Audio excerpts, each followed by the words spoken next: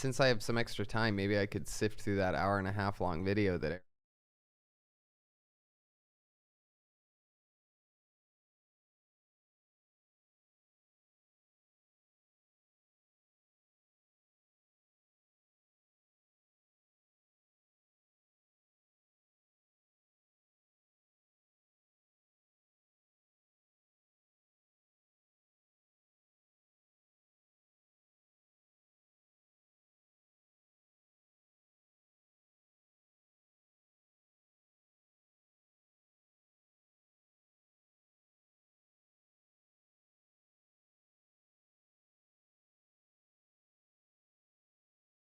Are we pre-potting?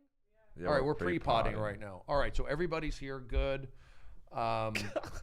This is a new adventure. I've had guests here before. Sometimes I have guests, sometimes I don't. But I said, let's just recreate and push, knowing that we did something like this at the All Things Comedy Festival in Phoenix. How was that? That was fun. We had a good time out there. No, we're just pre-potting. Oh, this is pre-pod. We're pre-pod. Oh, okay. That's Tony. That's Earl. And this is special content that you can only see and hear for free on Twitter and Periscope right now. And I just need to create structure, put out energy, and socialize. This is all part of an experiment. And Eric has really been, he went out to Arizona. He did well out there. And I feel like, you know what? Since you are friends now with everybody at All Things Comedy, I'll give you a little more responsibility. If you want, I need help. You want responsibility. Yeah, he's friends with everyone at All Things Comedy. What did he do? He told Bill Burr he likes rock and roll or something like that? I saw him. He got out. Look, here's the deal. He wants to be a part of something, and I need help. What do you need help with there? Yeah, what do you need help with? Structure, pushing. And you're counting on Oligny for structure? This guy goes to Chick-fil-A at 11 a.m. Do you think that's the structure guy that eats a fucking chicken sandwich and waffle fries at 11 a.m. with a large Coca-Cola? Exactly. See, Eric, you come in with the Coke. You had an opportunity to come in here with water. You have Tony here. He's wearing white socks Top with black live shoes. podcast, upcoming comedian, top upcoming comedian in the world. Earl, great podcast, chart topping. You have a chance to come in here, make a good impression. Oh, there's water. He's healthy. No, you come in with soda from Chick-fil-A. For himself. Yeah, nothing for us. No, anybody need a bottle of water or anything? Do you understand? Like little things like that matter. He's high right now, I can tell. It's too late now. I would. For me, Earl would like water. I'm just saying you had an opportunity, Eric, to make a good impression. Tony would have said, "Oh, you got water. That's healthy." That's I've told you that before. And then today you booked it. You were running late, and then you went to the wrong spot, and you blamed me for sending you the wrong address. We all ended up here. Yeah. We're pre-potting right now, so. No, I mean, you're right. I'm right. There you go. So Thank you for the. you've already, and we'll save it for the podcast, but you sent these guys the link of the baseball card game. This is an organic show. I don't even know if we'll get to the baseball card game. I don't know if we'll get to Sound Effects Theater. I don't know if we'll get to Echo Chamber. You're sending links out. That's the first thing they told me. This guy's sending me links that are an hour long. Yeah, he sent a documentary to me. Hour and a half, dude. That's a feature-length film. You got 2 more hits on your podcast. But with no, hey, go to the minute 3 mark. Right. So I don't know when the baseball card game is. And by the way, it's not just a link to a video. It's a link to his Facebook page where the video exists. It's just trying to get numbers. We'll ask you later what was going through your mind on this. That's exactly what it is. I know that game. You know, so Eric, this is an Hey, I'll be on Kill Tony tonight. Go to Facebook, Earl Skakel, for the link. Yeah. Well, I'll tell you what. I'm glad to have both of you guys here. Yeah. On this pre-podcast, and I need, it looks like I'm on the Dean Del Rey, Joey Diaz plan, so I have to just. Yeah. What is that plan? Things kick in when I'm in my 50s. I'm on that plan too, bro. Oh, okay. There you go. So I'm the top middle-aged rising comedian. Go ahead, Tony. No, I feel good about that. I think it's good to look at things that way, and with that type of attitude, that's how it happens. I just need to get back to my basics, and part of that is this is somewhat symbolic. So, Eric, good job on booking these guys. Let's go ahead and start a podcast. Yes. Here we go. Which camera would I be looking into if I want to do my shot, my one shot? Would it be this one? One shot. You got it. Okay. Now, Eric, this is something we could work on with lighting. Now, lighting could possibly help this. See if it was like that. Really? I mean, I was going to mention something about You see what I'm saying? yeah, the lighting in this room is very top heavy. Yeah, I feel like we're at a They should help some of the lighting. we're at like a surgeon's table. On my shot, I look like I have double horns coming out of my forehead because I have Let me see. That's close enough. Oops. Whoa, devil whoa. horns coming out of my forehead. But you've been in the studio before, right, Tony? This studio, yeah, I don't remember this being It might have been the one across the street. the lighting though. No, it was this room. I remember. I don't forget. I noticed all the things and all the fucking Gives me a little bit. whole thing here. Okay, I'm going to go ahead and start here. And you guys have both been on my You've been on my podcast before, right, Earl? Were you ever a guest? Not this one. So this is Festival of Friendship at my place I don't think I have. or the old studio? Okay. Good. We'll talk about You've this. been on mine, I think. I've been on yours. So today is just a talk. Maybe we'll do the baseball card game. We'll have a goof with Eric. We'll be in the moment. We'll talk about some current events and growth. Have a good time. We'll keep it tight. It's not going to be super long. Ladies and gentlemen, let's go. Here we go. When I do, I'll signal to Emma, then we'll do the 3, 2, 1, and we'll start. And I'll go to this camera.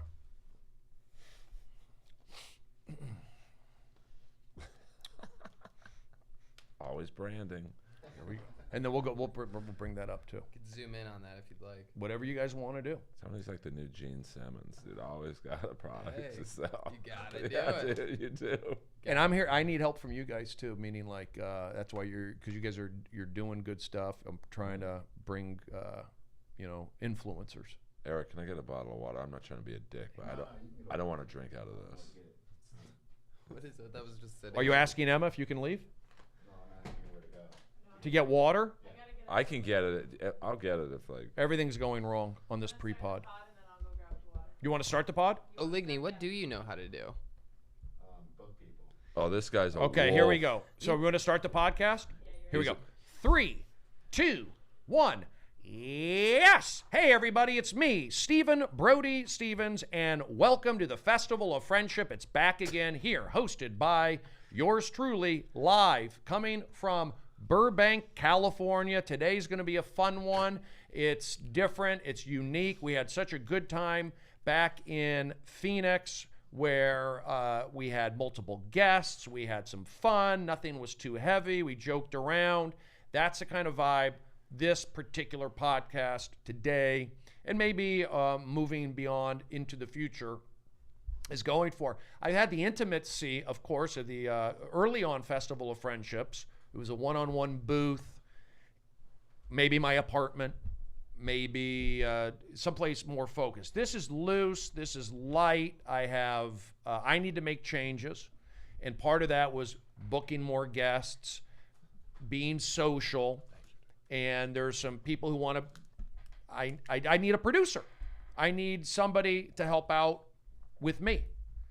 And ultimately, I could do it on my own, and we'll see how this goes. I may not like this. This may be a wake-up call to me and go, I can do this on my own.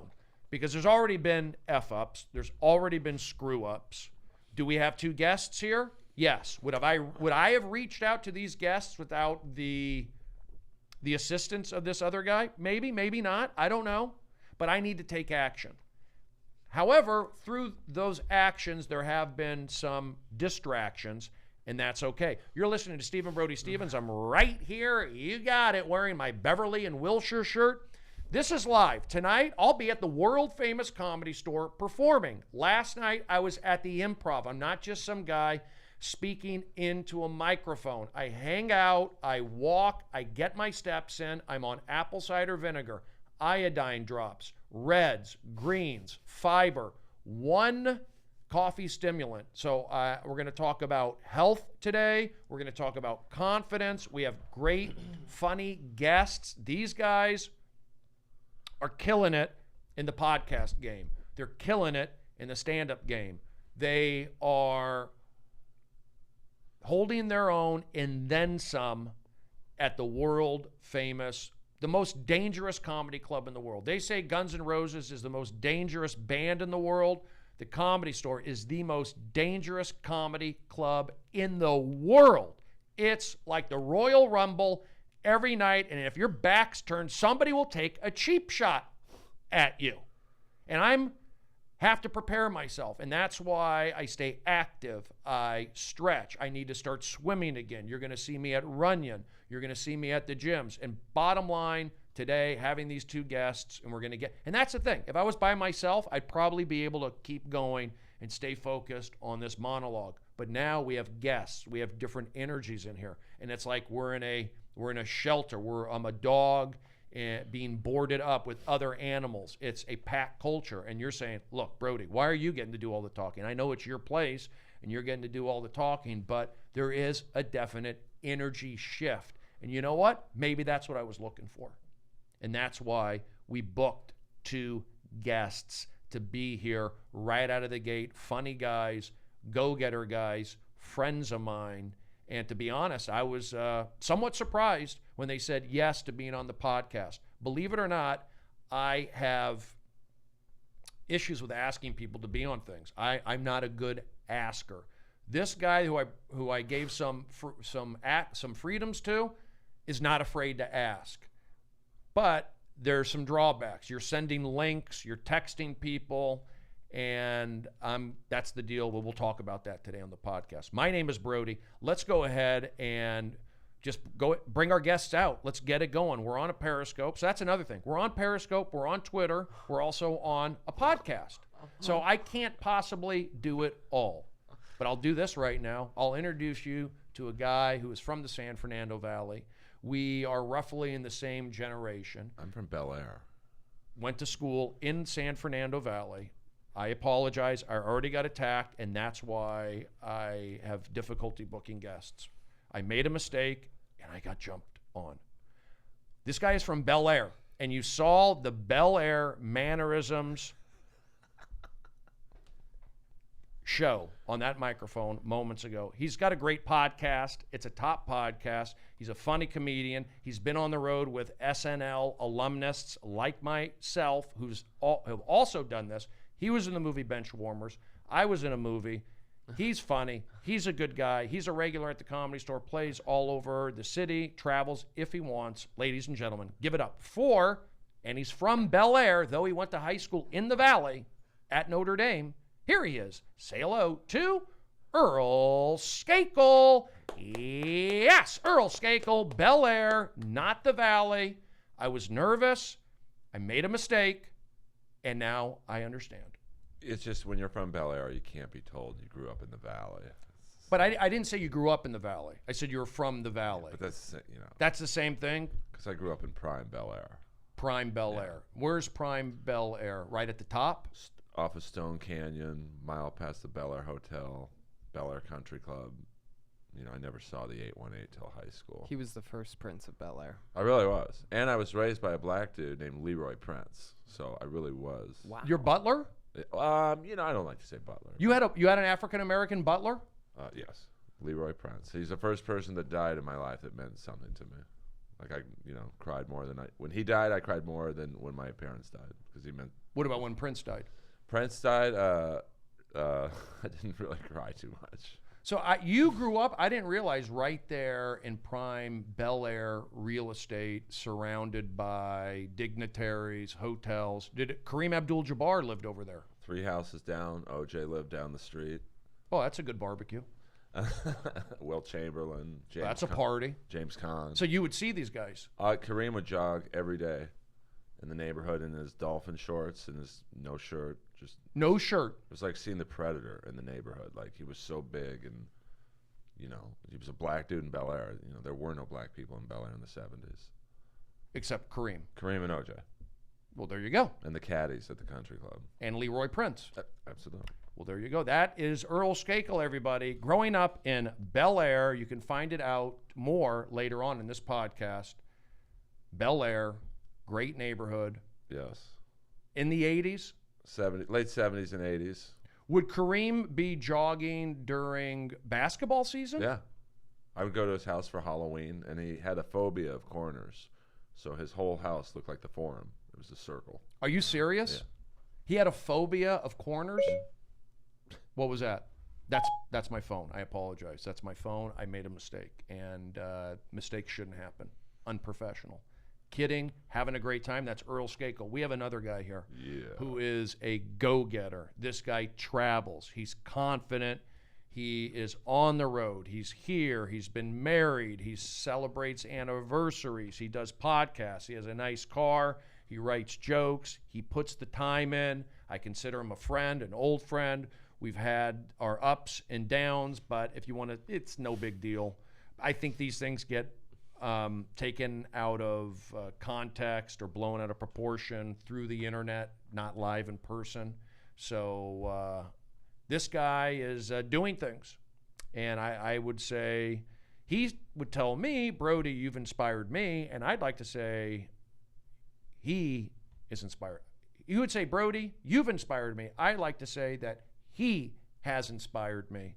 And part of that is doing this podcast and taking action and getting a team, people to help. It's teamwork. A lot of people think that, oh, you just do it all on your own. You got to have teamwork. Earl, you do your podcast on your own, though, right? Pretty much. I mean, I have a friend who lets me use his music, and Ari Manis helped show me how to edit, but now I'm on my own. You do it all on your own. Mm-hmm. See, that's one way to do it. Tony, there's a crew. Tony has a crew, and I see how that works also. So Earl, solo. Tony can do solo. You can do crew, but Tony's got a crew, and I see that. I kind of need a crew right now because if I'm left to my own devices, sometimes I don't get things done. But we're going to find out more about that today. This guy is from Youngstown, Ohio, and that's approximately 500 miles away from New York City, a rough area, not Bel Air. No offense, Earl. Ohio is making decisions. The elections, presidential elections, are determined on Ohio. They've got 2 Major League Baseball teams. They have 2 NFL teams. They have 1 hockey team. Yes. In Columbus. Ladies and gentlemen, you know him from his hit live podcast, Kill Tony. You know him from his special, One Shot, on Netflix. Before everyone else was doing the specials, Tony was there. Now it's like, oh, you got a Netflix special? Okay, that's cool. This guy did it on his own. When it could be seen. When it could be seen and not saturated, not lost. You did it, and he did it on his own, much like Earl does his podcast on his own, and I'm doing this on my own, speaking right now. Ladies and gentlemen, let's say hello to Tony Hinchcliffe. Hey, yes, good to be here, Brody. Good to be back. I was on your first ever podcast, the Brody Stevens Experiment #1. Benji Aflalo and I were your guests in Red Band's living room. Oh, wow. Yeah. That was literally about 8 years ago, if you're wondering. I think it was 2010, 2011 at the latest. Right. And I'm glad to be back here. Beverly and Wilshire is the shirt that you're wearing. What 2 streets do I live in between? What's to the north and to the south of me? Beverly and Wilshire. There you go. These are connections. Yep. That's where I take hot yoga. At Beverly and Wilshire? Hot 8 yoga. Yep. I probably shouldn't have said it, but there you go. There you go. I wore this shirt because I just decided to wear this. So yeah, I'm doing these podcasts. I'm just trying to take action. I'm trying to be more social. I don't know what it is. Is it like, what drives you guys? You're 2. I would say you're solidified in the comedy scene. If I could say something that stands out to me from listening to this monologue and seeing what types of people that you're working with and everything, yes, do I have a crew? Yes, but that grew with time. My crew grew. You know what I'm saying? And it's not something like in the beginning you have this house of cards and you're like, this is going to work and this is going to work. It's very Trumpian. A lot of people getting fired, a lot of people going this way and that way, a lot of people in, a lot of people out. Mm-hmm. The one thing that I've always done with Kill Tony, and I hate asking for anything. Fun fact about me, I'm the only guy that's worked with everyone and asked for nothing. Interesting. Never asked for anything. Now, here's the twist. The only thing I ask is I book my own podcast. I have to use my own instincts and what I'm in the mood for, what I think we did the week before, and what could happen the next week. Sometimes I book it the day of. Sometimes I book it a week out. But I think that you should make that decision. I think you should use a producer perhaps for other things that could be measly small things that you think are nothing that you could do. I could do it. Right. I could do it. Maybe I'm getting lazy. Maybe I'm getting complacent. I think it's easier than you think, A, and B, you got to look at it as it's rewarding for your guest. When you have that perspective, the rest of the prophecy will fulfill itself. You're not asking them to do you a favor. You're doing them a favor by giving them the opportunity. And if you look at it that way, they'll look at it that way, and the whole thing builds like a firestorm. Because if you believe it, it'll come true. And you know who taught me that? Brody Stevens. I did? 2009. Oh, my gosh. Yeah, I need to hear that advice. That's what I'm saying. I'm giving it back to you. This is the synergy. But is it guaranteed that if you build it, it will happen? If you're funny and if it's a good product, you know. I mean, I was there in the first few Kill Tonys where it's in the belly room, you know, 20 people maybe, and then next week 25, and then, oh, this is a good show, and 30, and the roast battle. I mean, we were both there.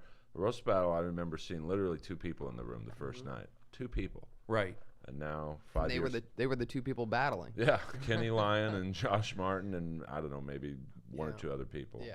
If it's a quality product, people will come. If it sucks, you know, over time, people are like, this sucks. But your product's not going to suck because you know what you're doing. You've already built the entire enterprise. Which is Brody Stevens. You know you. You just got to let it rip now. You can't look at past things as something that defines you. You have to look at the Let future. it rip. I'm going to write that down. That's it. Let it rip. But I think also I get into my head sometimes with the social media stuff, thinking about that and having that pull me in, because I started comedy before. I was happier before that. Now you feel like, oh, I got to promote. I got to do this. And you get all worked up in your head about those things. And I'm also always looking for that one, maybe I'll get that one viral. That's always dangling, that carrot. So I think that's kind of like taking some of my energy. But that's everyone. Like, Right. Oh, it has? I mean, I can't speak for Tony, but you're always thinking, who's the one guest who could make me go viral? You know, like for me, it's a music guest that music sites would pick up, and then it just spreads like dominoes. And, you know, you have to promote. If you don't, there's 10 people behind you who will. I feel like it's an energy thing. You got to create that energy. And one of the things is it's not, you know, it's not a rush. It's not a race. Oh, we're not. Okay. For example, I'm relaxing. On Monday, I'm relaxing. you know, I had Whitney Cummings on the show for the first time ever. Really? 5 years and 5 months into doing the podcast, I finally asked and got Whitney. And why? Because there's this firestorm going on with it. You know what I mean? Where it's like, I was ready for Whitney. I was ready for Whitney to see what the show is, if that makes sense. Yeah. You know, it's one of those things to where you gotta know that you're going to get better at doing this. So once you look at it that way, that you're going to get better, that the show's not going to, it's not a sitcom where it's going to start to tank in season 2. Podcasters get better at podcasting. You look at Joe Rogan now. What's he doing? Elon Musk. He didn't have Elon Musk episode 3 and say, oh, I didn't get it. You know what I mean? You got to go. You got to grow, and you got to go.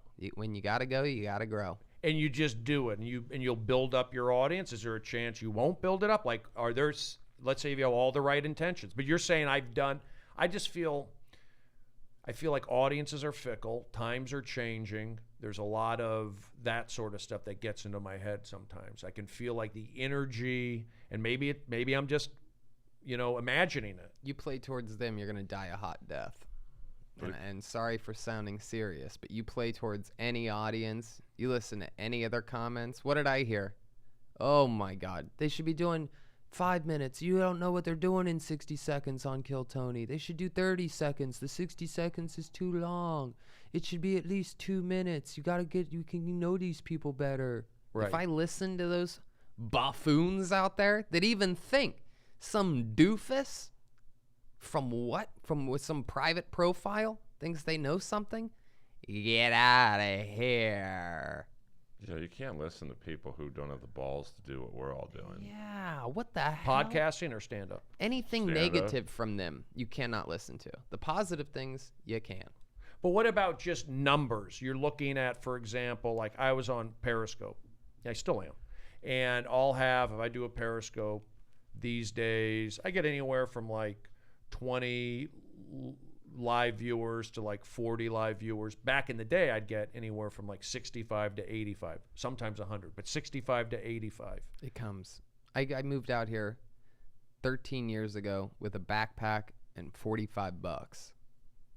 Nobody told me like how to Were you Antifa? get numbers. Backpack. Nobody told me that I was going to be doing a podcast. And you want to know the cross streets that I lived at when I moved Beverly and here? Wilshire. Nope. 13 years ago when I first moved here, the cross streets were, this is not a joke, Magnolia and Mariposa. Not far from exactly where we're at right now. And you know what street I live on right now. Satakoy. You just said the street I live on. It's a Magnolia. long street. Magnolia. You got it. Wow. I'm on Larrabee. Yeah. Larry. Hello, Larrabee. McLean Stevenson. So, Earl, your podcast, Yeah. Inappropriate Earl, it seems to be straightforward, or you're inappropriate, so you kind of like putting that out there. But I'm really not, though. I'm actually quite appropriate. Like, I've never... Because my goal isn't to antagonize my cast. No, but you might say something inappropriate. Depending on who they... Like, when I had the singer from Rat on, we might have talked about how much pussy the guy got. Whoa, that's inappropriate. But, I mean, he was the singer in one of the more successful 80s metal bands. He lived a full life. Yeah. So it was appropriate given who the guest was. So your podcast, Appropriate Earl, how many episodes have you done? I think 257. 257. And how long has the podcast been going for? 3.5 years. And did you do a podcast before? I started one with Dean Del Rey where I would go up to his house, and we did like 6 or 7 episodes. It's called Let There Be Talk. This was called Coke Party. Are you serious? And I just got sick of going up to his house because it was a lot of traffic. Gotcha. But he inspired me to go, oh, I can do it on my own. Because Dean he does a lot on his own also. Oh, yeah. I mean, you can do it on your own. And Tony really does it on his own because his crew is really one mind. Like, they all get each other. Was Red, who's the crew? Who are you? Jeremiah, Red Band, Josh. Josh, Red Band, Jeremiah, Joel, Chroma Chris. There's a whole thing. Malcolm. And you guys all are on the same wavelength. Right. Yeah. We do the dance. And that took for a long years to develop. Sure, all the way, yep. But originally it was, Red Band, Josh, me, the Iron Patriot. I remember the Iron Patriot. See, people don't realize, some do, but I had a cable access show in Seattle. When I lived in Seattle back in '94, when I moved up there to begin doing my comedy, I did the Brody and Tana show. Yeah. And we had about 175 live, it was public access, that was what or cable, whatever it was, but in Seattle, King County, which was the second largest cable access community per capita, only second to New York City. So basically, people watch Channel 29. If you did a live cable access, like you were on regular TV, there were only 30 channels. So before internet, AOL was just starting, and they had cable up to like 50 channels. So you were on in Seattle. I was a celebrity in Seattle at Brody and Tana each week. Like, I would do my show, he would be on my show, Brody and Tana, and then Tana, this is my Samoan friend. And, Joey Diaz was living up there, Craig Gass, Josh Wolf, and we all did Seattle because the open mics had audiences. Everybody was that. I'm trying to get back. I had that. I was doing that. That was like before my time. But we had that show each week. I'd go sign up. Tana would sign up. We'd do a little video during the week. We sold T-shirts. It's good. I had we dance. I see. That's what I'm saying. Yes. I had a partner. Right. But I kind of grew out of it. This was like before podcasting. Looking back on it, if there was podcasting and what they have now, it might have been a different story. It's like I feel like I was like ahead of my time almost. No, I'm not making excuses. Sounds like it, but I was doing that. I do have it in me, and I'm trying to get back to that, find that inspiration, that motivation. And it might just be right in front of my face, or maybe I have to dig down deep, or maybe I have to really bust bust my tail and hustle. I don't know, but seeing you two guys, it doesn't seem like I can do it. But You're telling me. everyone loves you though. Like that's why you can get any guest you want. I mean, I'm sure Tony think had. so? I'm sure Tony had stuff to do today. I mean, I had stuff I could have done, but it's like it's Brody. Let's go. Yeah, you're right. I need. You know what? I need to be social. I used to have a roommate. I used to be, when I did audience warm up, I was around people every day. I was eating with people. When you're not working every day, for example, like doing the audience warm up, I'm not being social like I should. And if I have the opportunity to like go home and take a nap, sometimes I'll do it. If I have an opportunity to go home and smoke pot, sometimes I'll do it. But so I have to kind of like watch it. So I'm trying to create structure, and I think just booking guests, because a lot of times I'll do this podcast, it's just me being silly, and yeah, it's funny, but I'm really not getting the most out of maximizing my opportunities. Like, look, I could have fun here and then still do a different, I could keep doing. I see that every Monday, I see that Kill Tony tweet. It's happening every Monday, and then they're going on the road. And then you see guys like you're doing your podcast, and you see Don Barris every Monday. It's Ding Dong Show. It's like I need to keep up. You definitely need to do it on a set day every week and set it. That's a big part of it. Well, I've done this. I've been doing this for over a year now. The time slot? Yeah. This time slot? Yes. I just don't promote it. Well, then what I would say is create structure around your structure. So, like, since you know that you do this every Wednesday, I would say if I were you, I would have my next week's guest booked by Friday night. I think we have it.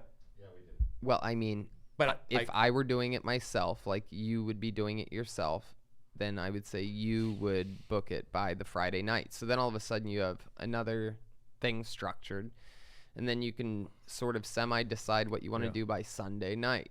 You know what I mean? It's Sunday evening at 6. You're like, I know who the guest is, blah, blah, blah, blah. Oh, I'm going to do the baseball card game, the echo chamber, because they'll be good for the echo chamber because they're a little bit sillier or whatever. Like, I don't even know what you do. Yeah, I don't even know if I can do echo chamber today. It's a vibe. It's I can't tell you. I'm so I'm a vibe person. I'm a vibe comedian. But that's just an excuse. Here's the other thing.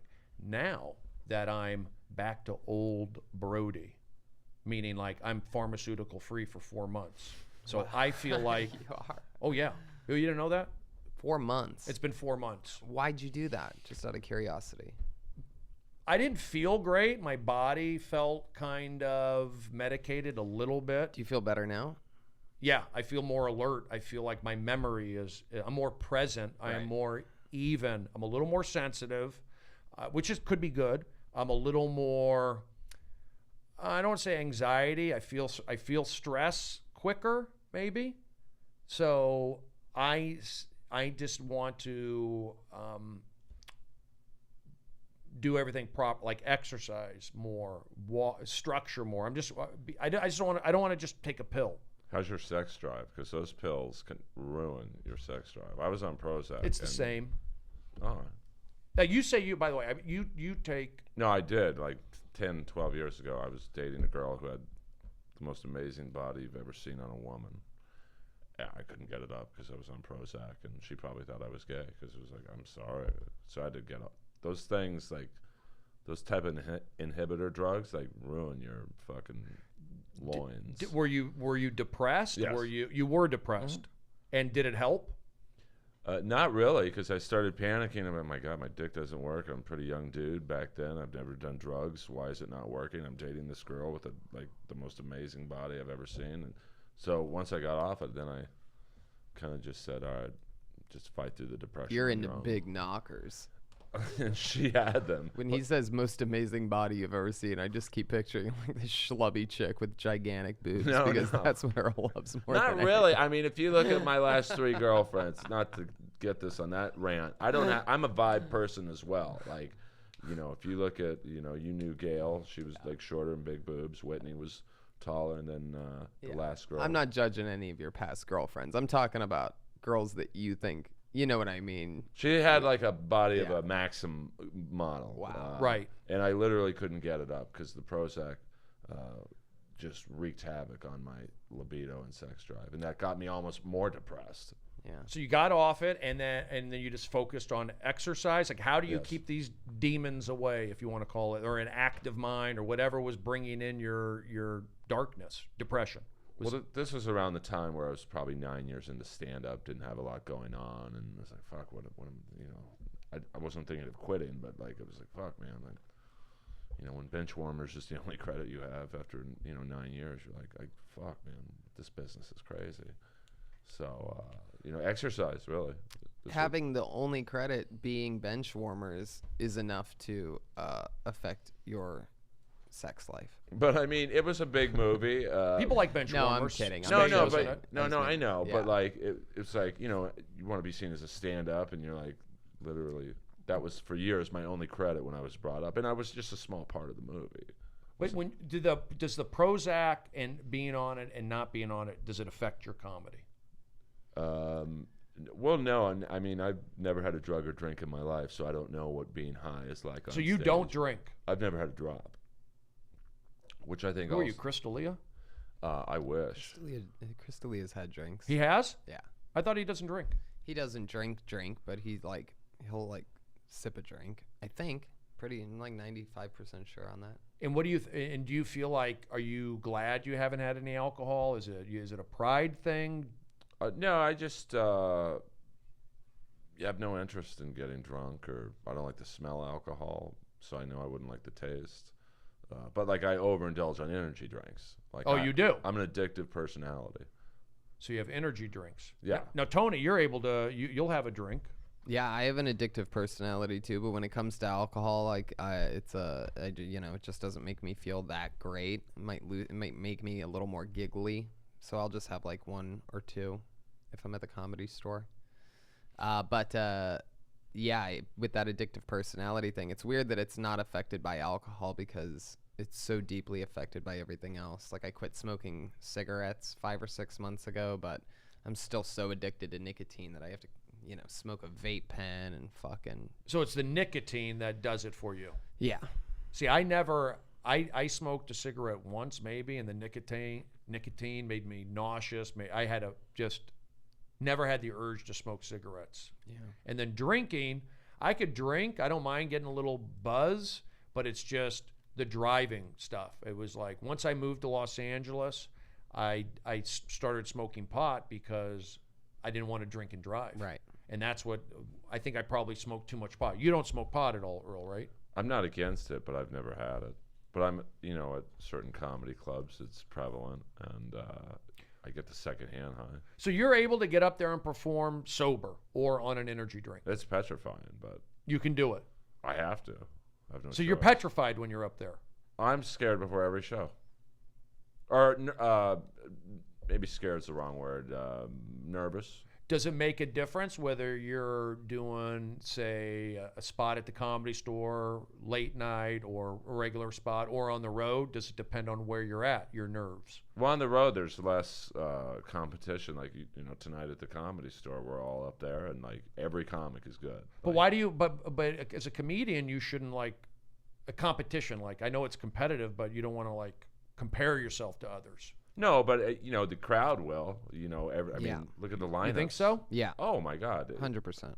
The lineups are, you, Tony, me. Even later on at night, you got, like, Joe Dosh, Candace Thompson. Like, there's no weak spots at the store. So you have to, even Rogan said, you can't even do new material there. You got to bring it. Well, you can't take the risk of something not working when the lineups are 15 comics and 15 killers. So are you thinking, like, right then and there, you've got to do well because you want to, like, keep getting spots, or you want to do well to, like, keep the show going? Or like, both. And people might think I'm lying when I say this, but I want to do well for the comic who's going on after me so they can have a good crowd to go to. Tony, what's your feeling on that?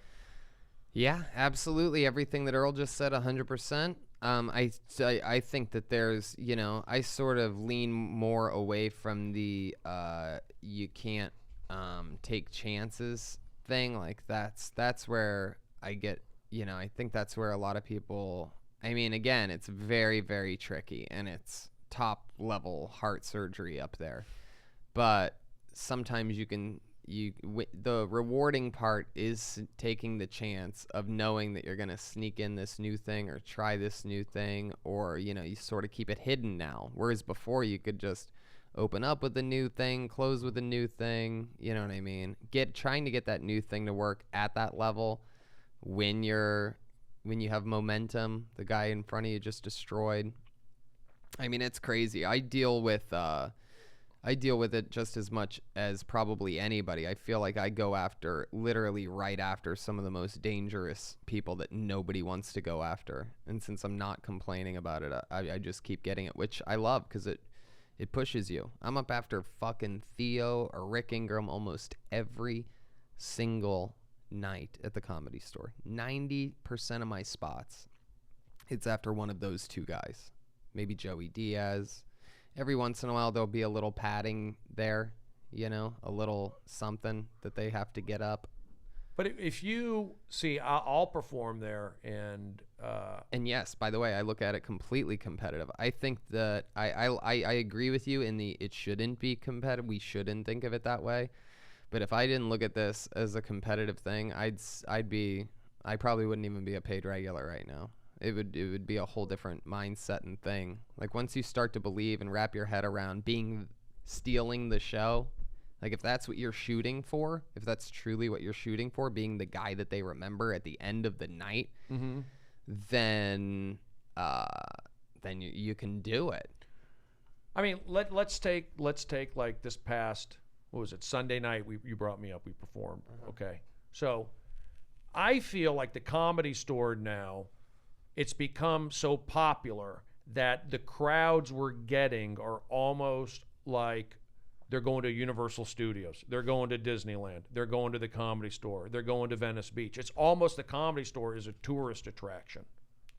They like comedy, but I feel like the crowds have changed a little bit. They're a little more, this is my opinion, like a little more, not mainstreamy, but like checking it out, especially like on a Sunday night. Those are a lot of variables. I'd almost say the opposite. Really? Yeah, I think it was more, we went to Universal City today 10 years ago than it is today, where people actually know comedy. They listen to Rogan. They heard Rogan, Bert, Tom, and Joey Diaz talking about this place. Every episode, they mention the Comedy Store. Like it's like the intelligent comedy audience is finally coming to the Comedy Store.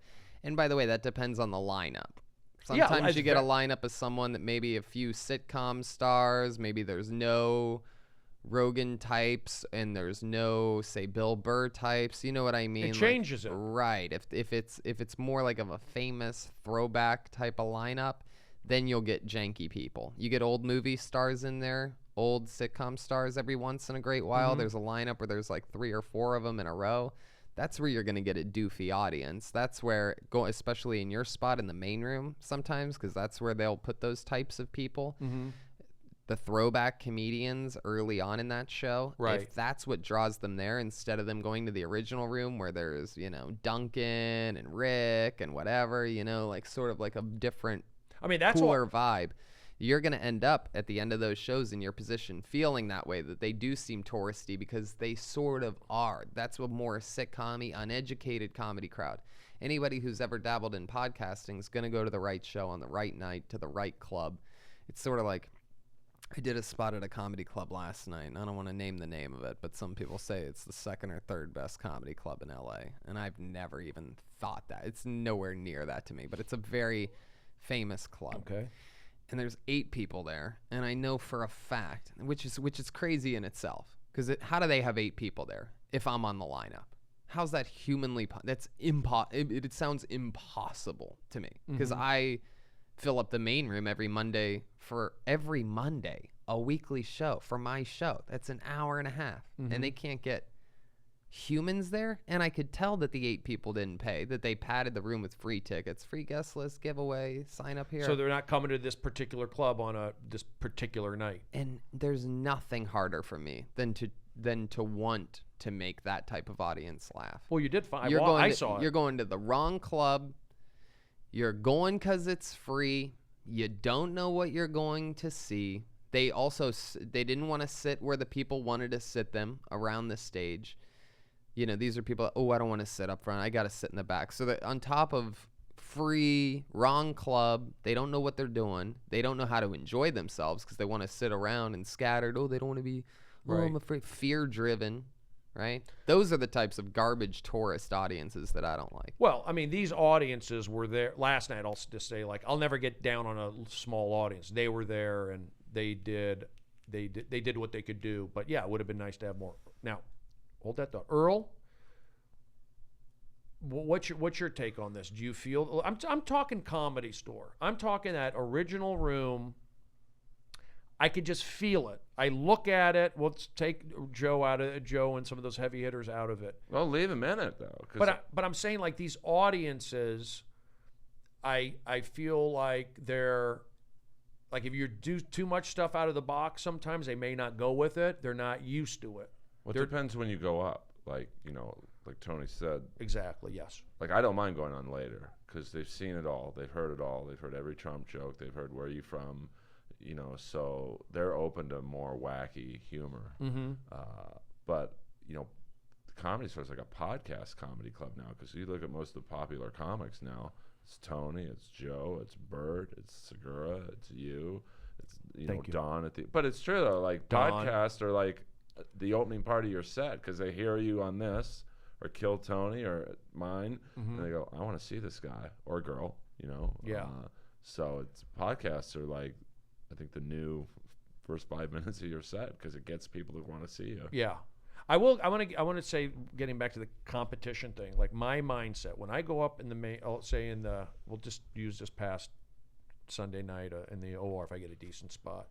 I'm just trying to do the best I can do. But that's what it is. That's what competition is doing the best you can do. Right. I know if I'm Brody, I'm Sure. funny, I'm having fun, Yes. I'm going to hit a double, triple, maybe a home Yes. run, who knows. But if I'm having fun, I'm liking it, going for it, I feel that, that's on me. And yeah, I guess sometimes when I don't feel it's the other comedians. I feel like the other comedians, maybe they bring in a certain crowd, but I don't think they have any, if anything, I'm different. So, I mean, we're all different in our own way. I'm just saying, like, I block out the other comedians.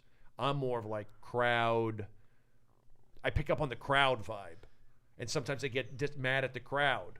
I get on these new crowds are like, they're kind of, they're coming to the Comedy Store to see something. Whereas, like, I do the main room at the very end, like they've seen it all. Then I can really play. These crowds are going to come, like, make me laugh. I want to see. I get it, and that's the way it is.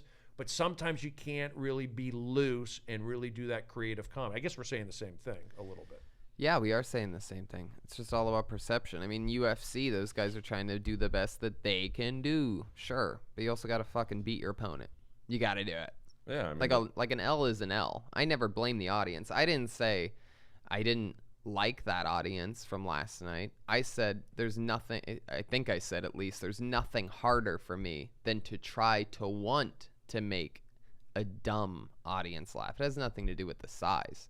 It has the fact that I'm going with the fact that they went to the wrong club. They went because it's a free show, right? Right. Well, last night was rare. Last night Sure. was like Midterms, completely it was rare. weird, sure.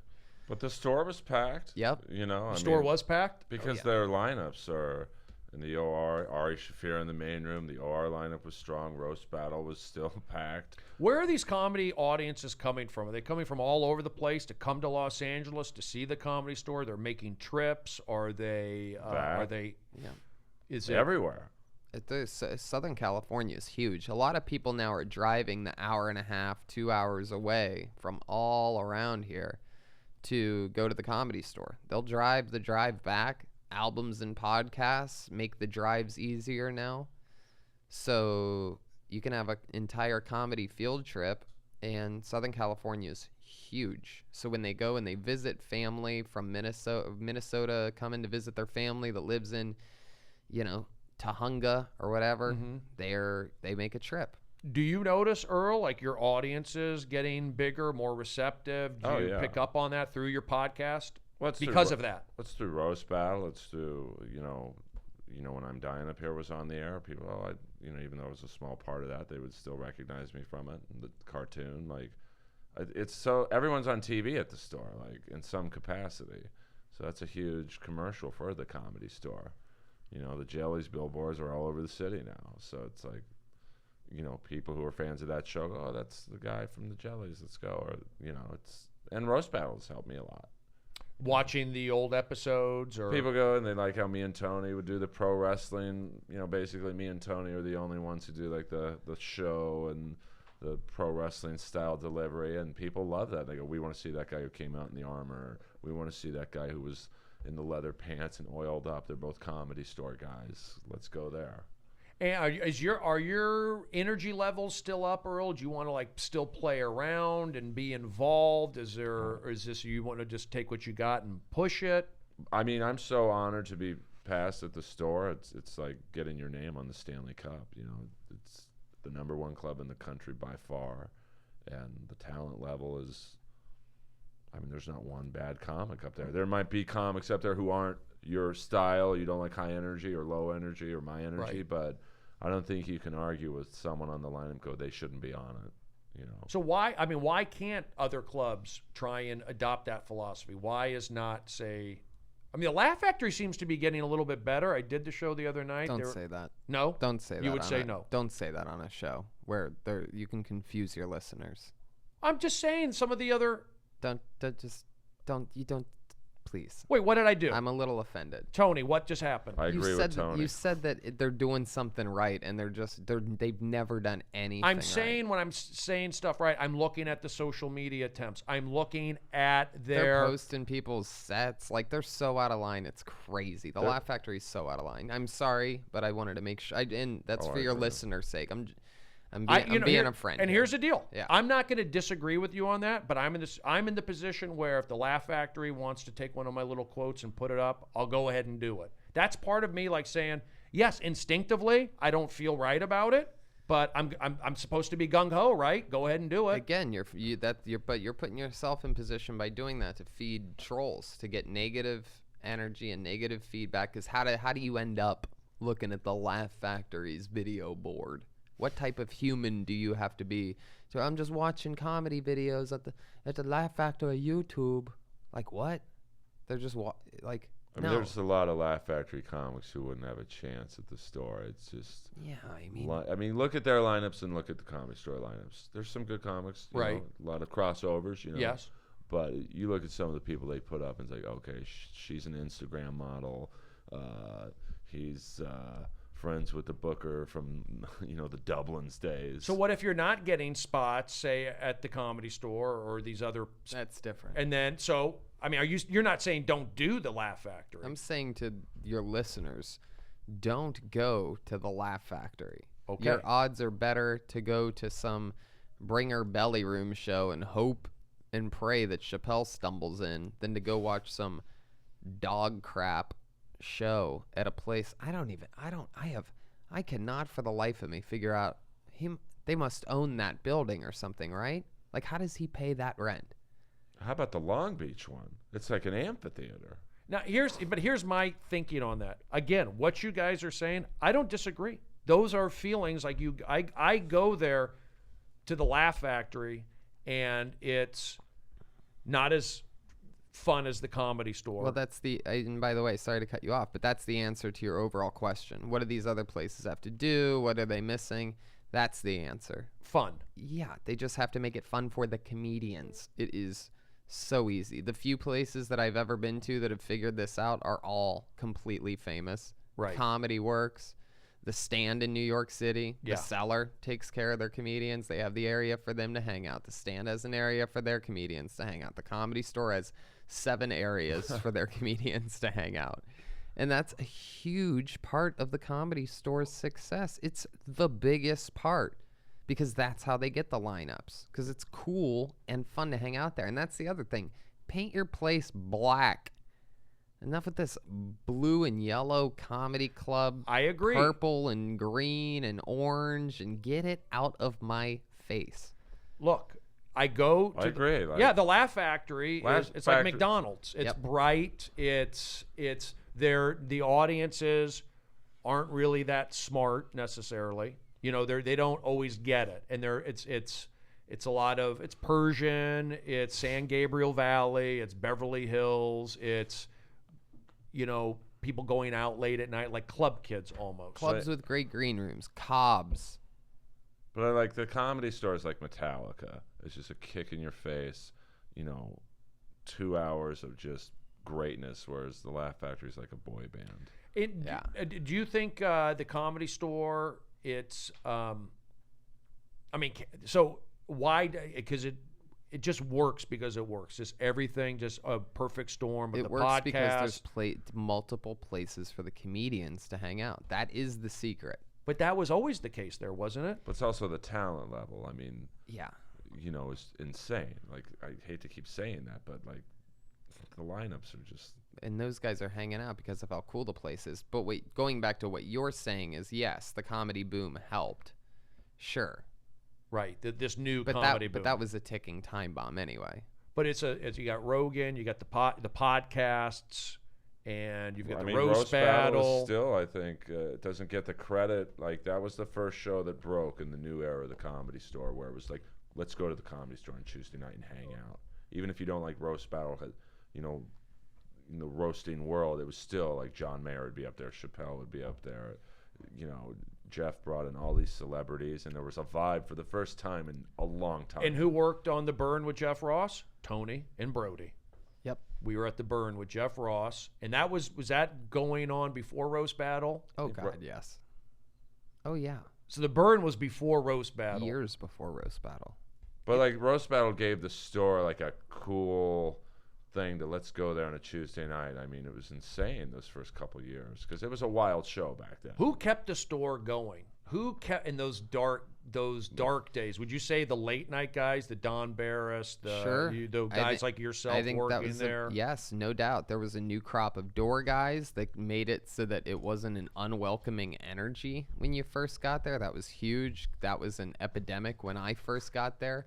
It was literally just six angry Olignies hanging out, just these demon seeds with their oversized soda pops and just bad attitudes. I'm saying if Oligny had a bad attitude, at least he's got a good attitude. But there was like these guys that were like, like beat up. They were mean. They were mean. But I think Tommy fostered that kind of antagonistic.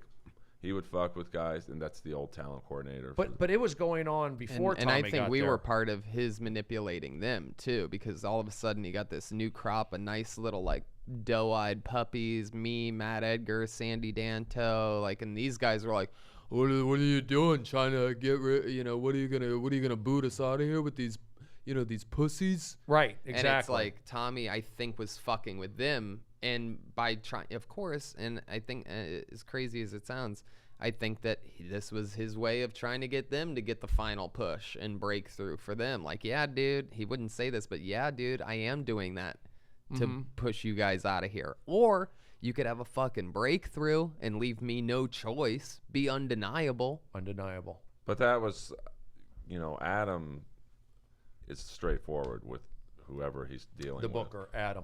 Tommy would not be as direct and honest, and he would encourage guys to hang out, and he had no intentions of passing them, and so that created this bitter vibe up there. And say what you want about Adam, but he'll tell them, hey, what you do isn't for me, or what you do is for me. So at least going up there where you stand, and so people aren't as bitter and angry. I was lucky. I got passed pretty much right away back in 2000. Mitzi passed me. And the spots that I did get, they're always like late night spots, comedy, original room, 12:30, 1 o'clock. I was getting those once or twice a week. And I kind of rose above it, meaning I was already used to the late night stuff, the craziness. I was brought in on that. And I would see, but some of the guys, it was intimidating, like Chewy working the lot. If you remember the old lot guy. And then, dude, I had to do it twice. When Tommy was gone, when Adam took over, I literally went from, I worked my way all the way up to, I remember that week that Tommy got fired, it stood out to me because I specifically had 2 9:30 spots. He had realized, because he gave me one the week before and one the week before that, amongst other spots throughout the week, right? But 9:30 really stood out to me because it's the opener, and then Argus Hamilton, who's like a throwback, clean comedian in a suit, and then I was coming up and getting to sort of just this young, evil smasher out of nowhere, and the energy in the room changes fast at 9:30 because they're still awake and alert. So it really stood out to me, and I had 2 of those that week, and then the next week, I don't know if it was this abrupt, but then in the next few weeks, I was all the way back to like, mid-90, 12:15, because Adam was figuring it out, right? And some people like, I mean, I don't know who else had it exactly like me, but I'm a weird sort of cookie because whatever. Anyway, but I had to work my way up again. So I had finally, when you everybody has a different path, and everybody thinks their path's the hardest and the worst and this and that, right? But I went through the ultimate fight of undeniability, which was, oh shit, I have to do this again. I had just beaten the Tommy game. Like he had seen enough sets. He had seen me take chances. He had seen how I recovered, how I opened, how I closed, all the bad habits I had to get rid of. And Tommy was always in the room. He worked the frickin'... Well, I don't know if he was always in the room. He'd go upstairs to later on engage in the hippie lettuce and sing some songs. Sure. But he was in that cover booth a lot of the time in the early part of the show. I would see him in there. He was in there a lot. It was just, for me, I just take what I can get and try to squeeze everything out of it. I don't know, they were giving me that. I had that last spot, and I still do in the main room. They give it to me, and I like playing that. And I think Adam's doing a great job. I don't want anything that I'm saying to get twisted. It's just that that's how he's doing a great job, is because he made me prove myself again. Yeah. You know what I mean? It was like getting flunked a grade, because he wanted to make sure that I wasn't, just one of Tommy's bullshit projects. Right. Like, it's like I had to fucking prove to Adam over and over and over again, which, by the way, a little fun fact, because we all, like I say, we all have different paths. I have tried. Adam never, almost basically never watches me. He doesn't have to, because he trusts you. I know, but I also think it goes both ways, where it's like, he'll watch some of his, I don't know how, you know what I'm saying, though. But yeah, you're right, too. Anyway, fuck it. Can I say this? Yeah, you were the reason, when I first went up to the store, you were the reason I left the store for a while. I told you this before, I know the story. But it's a funny story, because you were hosting Potluck one night. And Potluck back then was brutal. I mean, you had Danish and O'Neill hosting, and, Dave Taylor hosting, and they were just... Sunday nights, right? They were aggressive in how they would host. And one night this kid had bombed pretty bad, and you came up there as the kid's running off stage. It's like, where are you from? And the kid's like, La Jolla. And you were like, well, that drive just got a lot longer. And the kid ran out crying. I'm like, I don't think I'm ready for this place. Really? And that sent you away and got you on Prozac?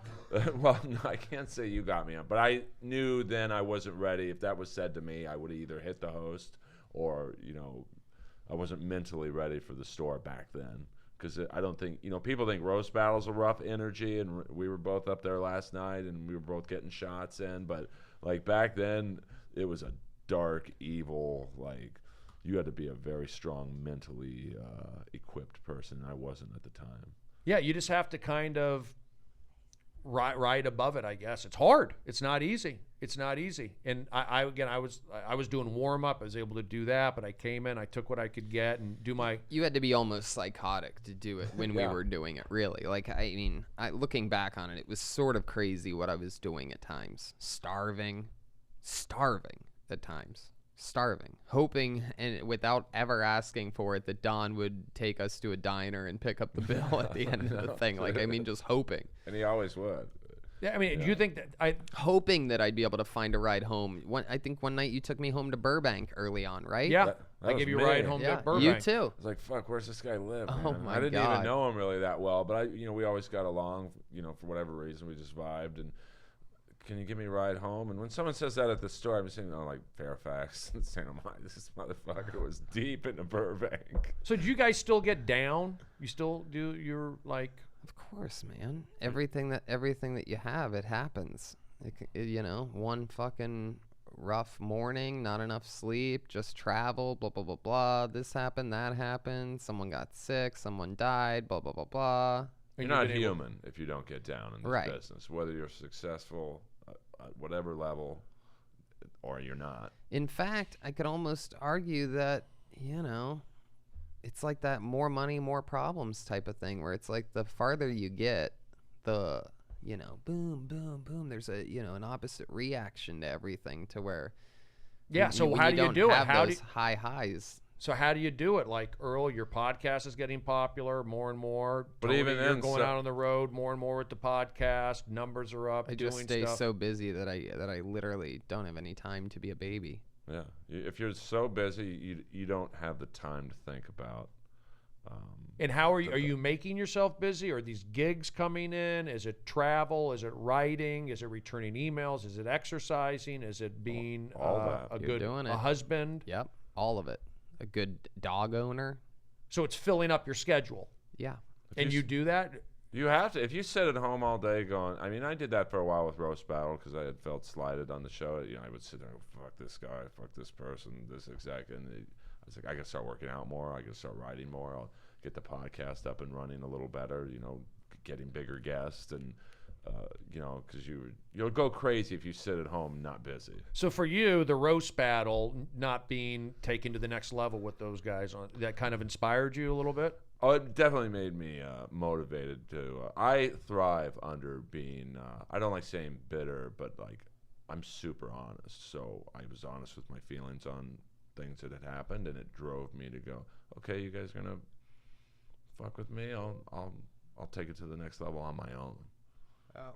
Now, is this have anything to do with like money? Are you guys are comedians driven by money and that sort of thing, or is it more about I just want to be the best? Money will come, but I want to be a great comedian. I want to inspire. I want to leave a legacy. I want to help people. I want to buy things. Is it all of that? Is it some of that? None of that? Is it a chip on your shoulder? It's really all of the last thing. The money will come. I think guys like us that take that Comedy Store path have already made that decision at step one. Yeah, the money will come in the long run when the big breakthrough happens. The spinoff to the spinoff of Kill Tony will probably be what makes me rich. Right. So it's that's what I tell people. I go, if you're funny, work on being funny, and then people will come to you. Yep. I mean, if you're in it for the money, you'll quit after 6 months. You know, and you know, Rob Schneider gave me the best advice ever. And he said he got it from Steve Martin. He's like, become so good they can't deny you. And it sounds like no shit, but it's really the best advice I could ever give anyone. I was never more fired up than when I had to go through that period of, am I fucking about to lose my spots at the Comedy Store? Does this guy really fucking think that this is where I belong? I mean, I used to have nightmares in which I was on stage and Tommy's in the cover booth. This is when I first started. Like, for years, I had this repetitive nightmare where, you know, it was just a shitty crowd and the sound was bad and I was yelling about how fucked up everything was. Mm-hmm. I'd be yelling, but I could barely hear myself, even though I'm on the original room stage and the audience is just looking at me all confused. And it was a nightmare, because that's what a nightmare is once you become a comedian, is, you know, things not going well and you not deserving this treatment or whatever, you know what I mean? Mm-hmm. Being fired up, I think, it really helps Comedy Store people not getting gigs. You know how mad I am that they cast Joaquin Phoenix as the new Joker? Why cast already famous actors to play these roles where they're not breaking anybody new? Todd Phillips, he's directing. He didn't bring me in. Right. To reprise my role. They from The just Hangover. did. I almost got a role on something a couple weeks ago where I would be playing it was a decently big role for me, and I would have played a gay guy, a famous gay guy, Freddie Mercury. In fact, I'll just come out and say it, for something other than that big movie that came out. Mm-hmm. And they said that they were going to cast a gay guy. And I'm like, wait a second, everybody thinks I'm gay. I should get that role. That's the joke on me from everybody and myself. Your I've been face called is gay as F. called the F word on Comedy Central, unbleeped. So how do I not have a chance at that? They're like, well, we need to cast a gay guy. I'm like, so if I put my if I put my penis in a man's butt, I have a chance at this role, is what you're telling me. And they're like, well, I mean, we didn't think of it that way, but I mean, I guess if you do, then maybe you do. Like, it's literally like, what is happening? And my point is with these complaints is this is the stuff that's firing me up today. Where were they casting this? Studs Theater? And they told me 6 years ago that if you want to be on a Comedy Central roast or do this or do that, you had to build your own following. You had to do it yourself. And now what? Now what? Now what? Now I've done that. And that, and that, and that, and that, and that. And what? So that's the stuff that fires me up now. I need that fuel. Just like what Earl was saying was like, I mean, if you don't take the negatives and use them as human fuel in this business, if you use them as negatives, you can turn negative stuff into positive stuff if you're of a clear mind and go, okay, they passed on me for this guy for whatever show. All right, let me show them the mistake. What about turning a positive into a negative? You ever do that? Like, I feel like I've been given opportunities and I haven't not cashed in, but taken it to another level. I feel like I've had some opportunities, relationships, even getting back, for example, to the Joker movie. Todd Phillips is directing it. Todd Phillips directed The Hangover. Todd Phillips has an office on the Warner Brothers lot, Green Hat Films. I was doing the pre-periscopes for Undateable with Chris D'Elia and Ron Funches and all those guys. So I was over at the Warner Brothers lot. So one afternoon before the taping, I walked around and I went to the Todd Phillips' office. I don't know if I knew it was there. I had some time. I just walked and was thinking, oh, maybe Todd will be in there. Todd Phillips was in the office. I walked in. They go, Brody's here. Oh, Brody. So I came in the back. This is like almost 3 years ago. And I was talking to Todd. He was all excited. Brody, you're the funniest guy. I see your name on the marquee. He said, and he liked Joe Rogan. He was asking about Rogan. And he goes, don't be shy. Call me. Give me a call. And you know what? It's like I didn't follow up necessarily on that. Like I could have maybe, So that's an example of like I could have followed up on that. And also I've done comedy for like some baseball guys. But here's the thing. I feel like I don't want to be that guy, like scaring people too much, like reaching out. I don't know. It's a little sensitive. Sometimes you just got to go for it and text somebody and not worry about it. But if you do it in the right way, I don't think people mind. Like I've seen people go up to Rogan and say, hey, let me be on your podcast. Like they're like literally like that. And it's like, that's not going to get you on the podcast. Right. And I'm sure Tony gets asked by open micers, I'm funny. Tony will find you. Joe will find you if he wants you. But you found us. Yeah. But it's like, but I'm friends with baseball players. Clayton Kershaw, I did his 30th birthday party in Texas. They flew me out. I got onto that somehow and did it earlier, just past February. I didn't follow up with him this year. I didn't text him and say, hey, can I go to Dodger Stadium, show my face? I don't know what I would have done, or I could have Kershaw on my podcast. I don't think about, I took all those favors, if you want to look at them as favors, on my Comedy Central show, asking people to be on it. And I also had a team helping me. You were on it, I know, and we had like Tom Arnold and Chelsea Handler. I just feel like today I'm so flat-footed in a sense of like going for it. I'm not going for it. I'm like two in my head. But today is a day that I went for it.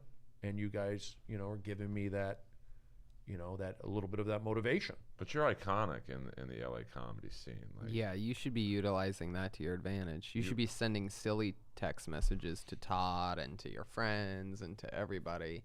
Yes, beautiful day. I used to do that. I mean, that's the thing. I used to like always call Zach. Yes, Brody, you got it. And then everyone got away from, cell phones or phones. And then people got away from social media. It feels like, I'm making excuses. I could call people. I could leave a message. But they love you, dude. Like, everyone loves you. I've never heard, 20 years I've been doing this, I've never heard one bad word about you. Not one.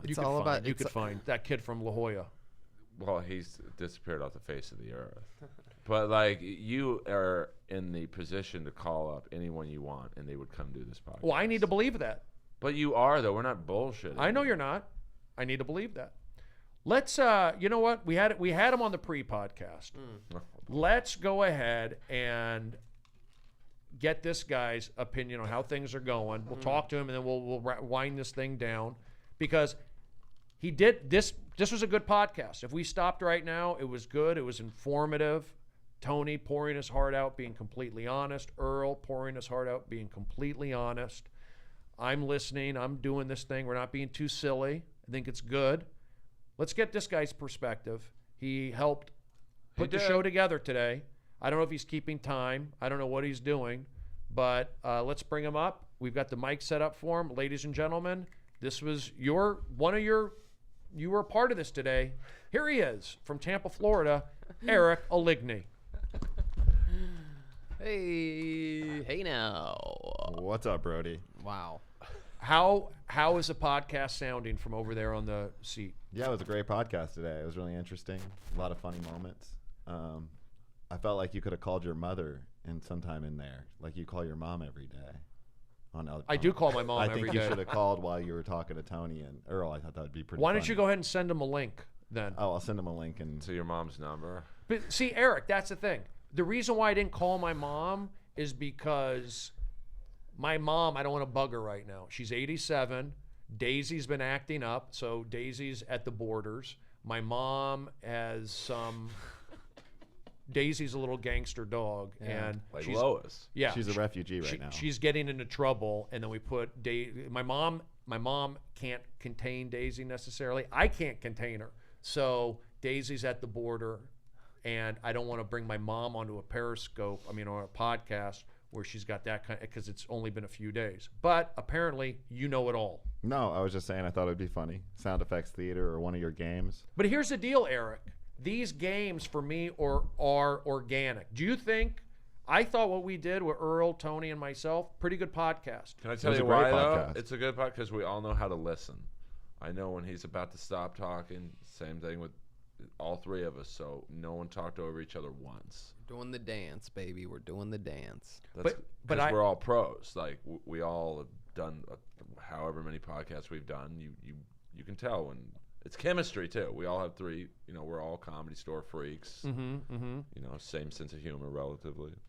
Now, Eric, did you think that I should have done? So you're saying call my mom? Should I have done Sound Effects Theater, I think baseball card game, some of echo your games chamber? added into it. It's part of your podcast, so it would be funny with the guests on there.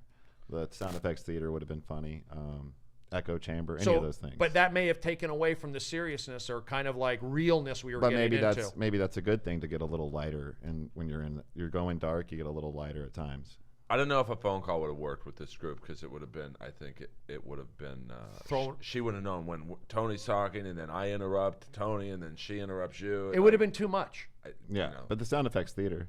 So you're into that? Yeah, I think it's a good idea. It's part of your podcast, part of Festival of Sports. And Okay, you know what I'll do? Why don't we do the baseball card game? Okay. Yeah. Now, Eric, did you prep these guys on what the baseball card He game is? overprepped. I overprepped Yeah, them. you sent us an hour and a half link. I got you 2 more views on your video. Jesus. Like, what made you think that this game even needs explaining? Well, we explained it on that podcast that I sent them. So it did need explaining on that.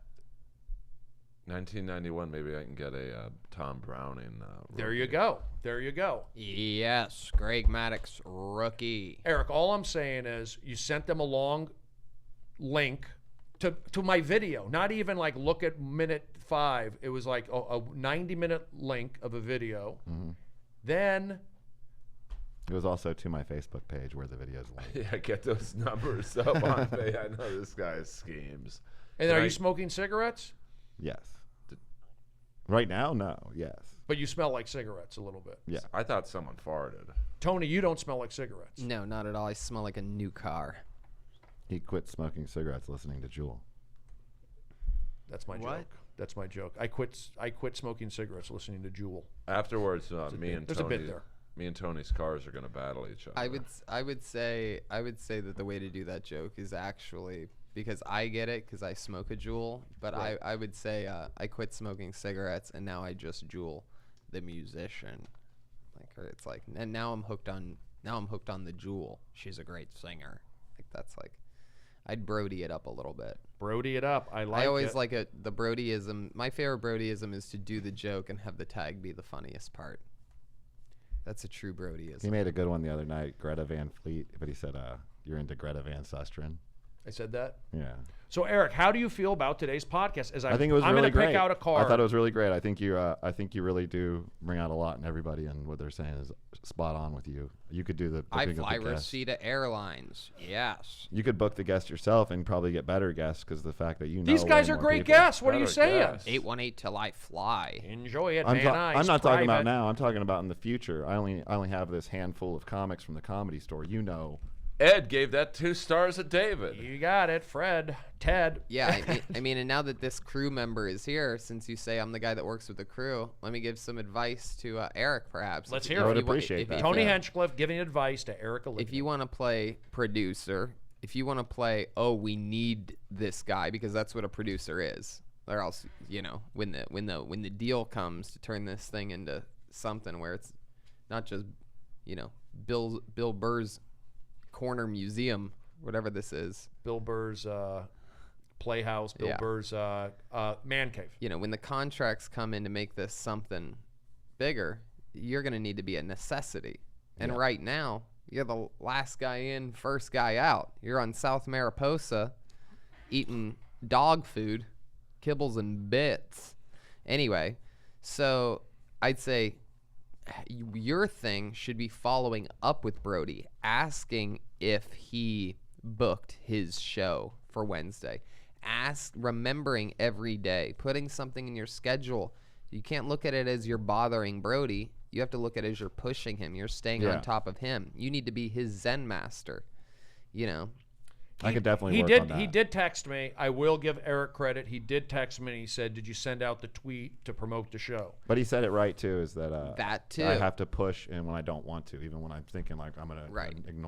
annoy you. Because I need Eric's to push. fearless. Eric is fearless. I've seen him with girls, just beat them down. Yeah, rapey. No, I mean, but like, Thanks, guys. he'll go up to Rogan and say, hey, do you want to do Brody's podcast? I Did mean, you say that? No, I'm no, saying, no. Don't you dare. I'm saying Actually, Argus he, Hamilton wants to book him right now, so he would though, and that's what you need. You need someone who's not afraid of no. I mean, I wouldn't be And unprofessional about nobody gets told no more than Eric Oligny. it. Would you admit that the text I sent y'all was professional? I didn't. What do you Oh, mean? yeah. Which text? The text to get you on Brody's podcast. I tried to send you a professional. It was short, concise. I thought you asked me in person, no? No, I sent you a text.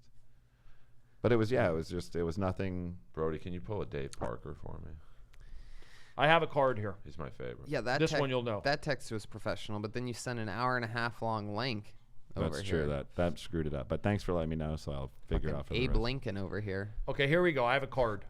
Tony, you may know. Earl will probably know. Well, this is unfair to Tony because this is from '91, and that's like my wheelhouse. Well, let's. Like, not unfair, but like that's not your. He era. may not know. I mean, I was 7, but I got a pretty powerful brain on me. But if you pulled out 1977 cards, I might know That him. would And I be- was 7.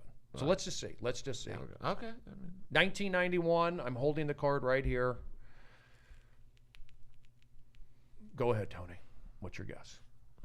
Wait, Just a player, any player. Eric, let me do what I do.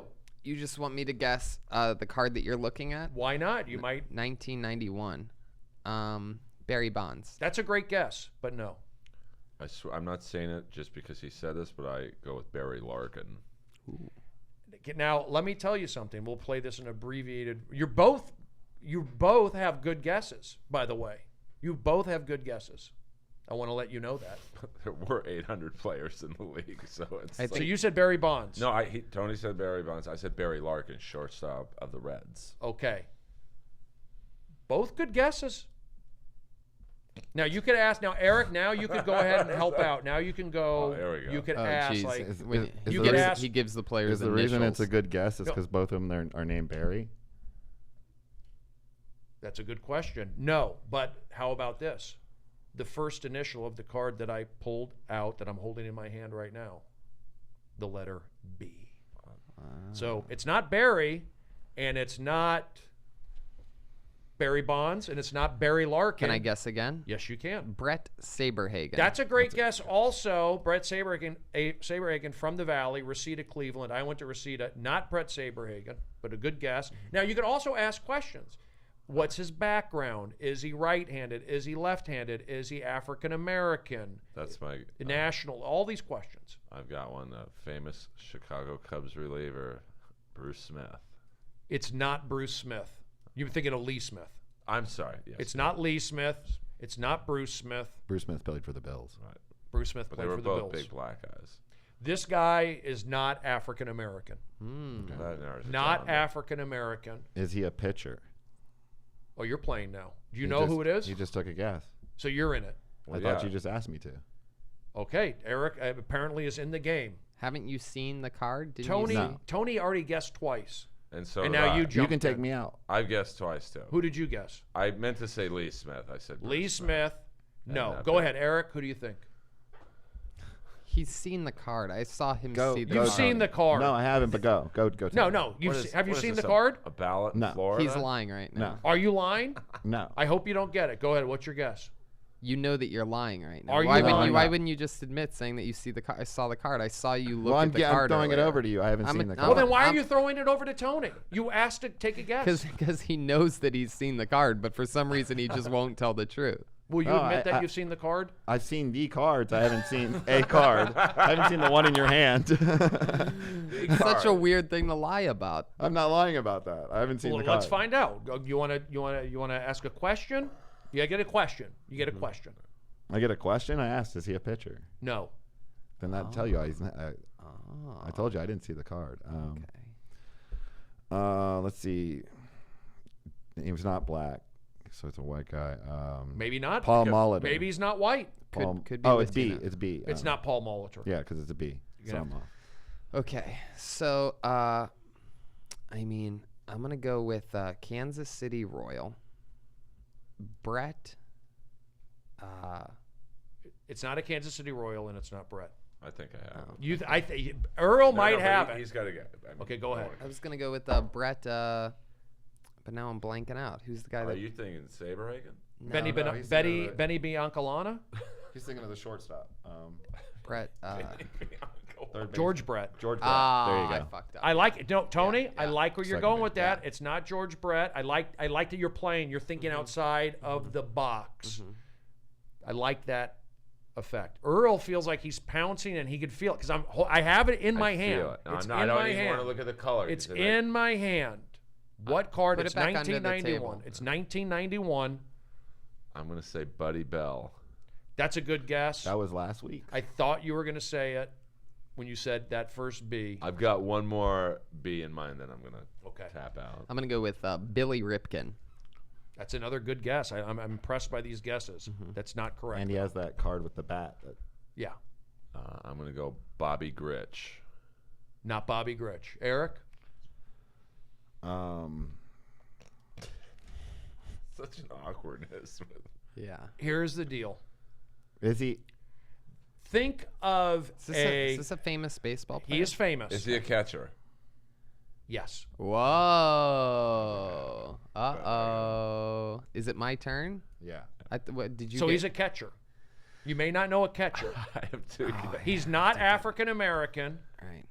He's right-handed. He's a right-handed catcher who is not African American. And the letter B. Jeez Louise. I can't believe I can't think of this. Right-handed catcher. Ask another question. What team did he play for? Most notably, Yeah. that's a great question. Yeah. The Padres. Earl knows it, I think. Earl Okay. knows it. I'm gonna give it a guess here, and I'm gonna go with Bobby Bonilla. Ooh. But Good he's guess. a catcher. He's a catcher. Tony Yeah. may not know that, but that's a good. Any guess with the B is good. I have it. Who is it? He's not African American. No, but he's not white either. He's not white. I was going to say, can I say it's Benito Santiago? Ladies and gentlemen, that's how you play the baseball card game right there. Benny Santiago on the Ooh, card. They put it for short. Right there. The rifleman. Does he get to keep the card?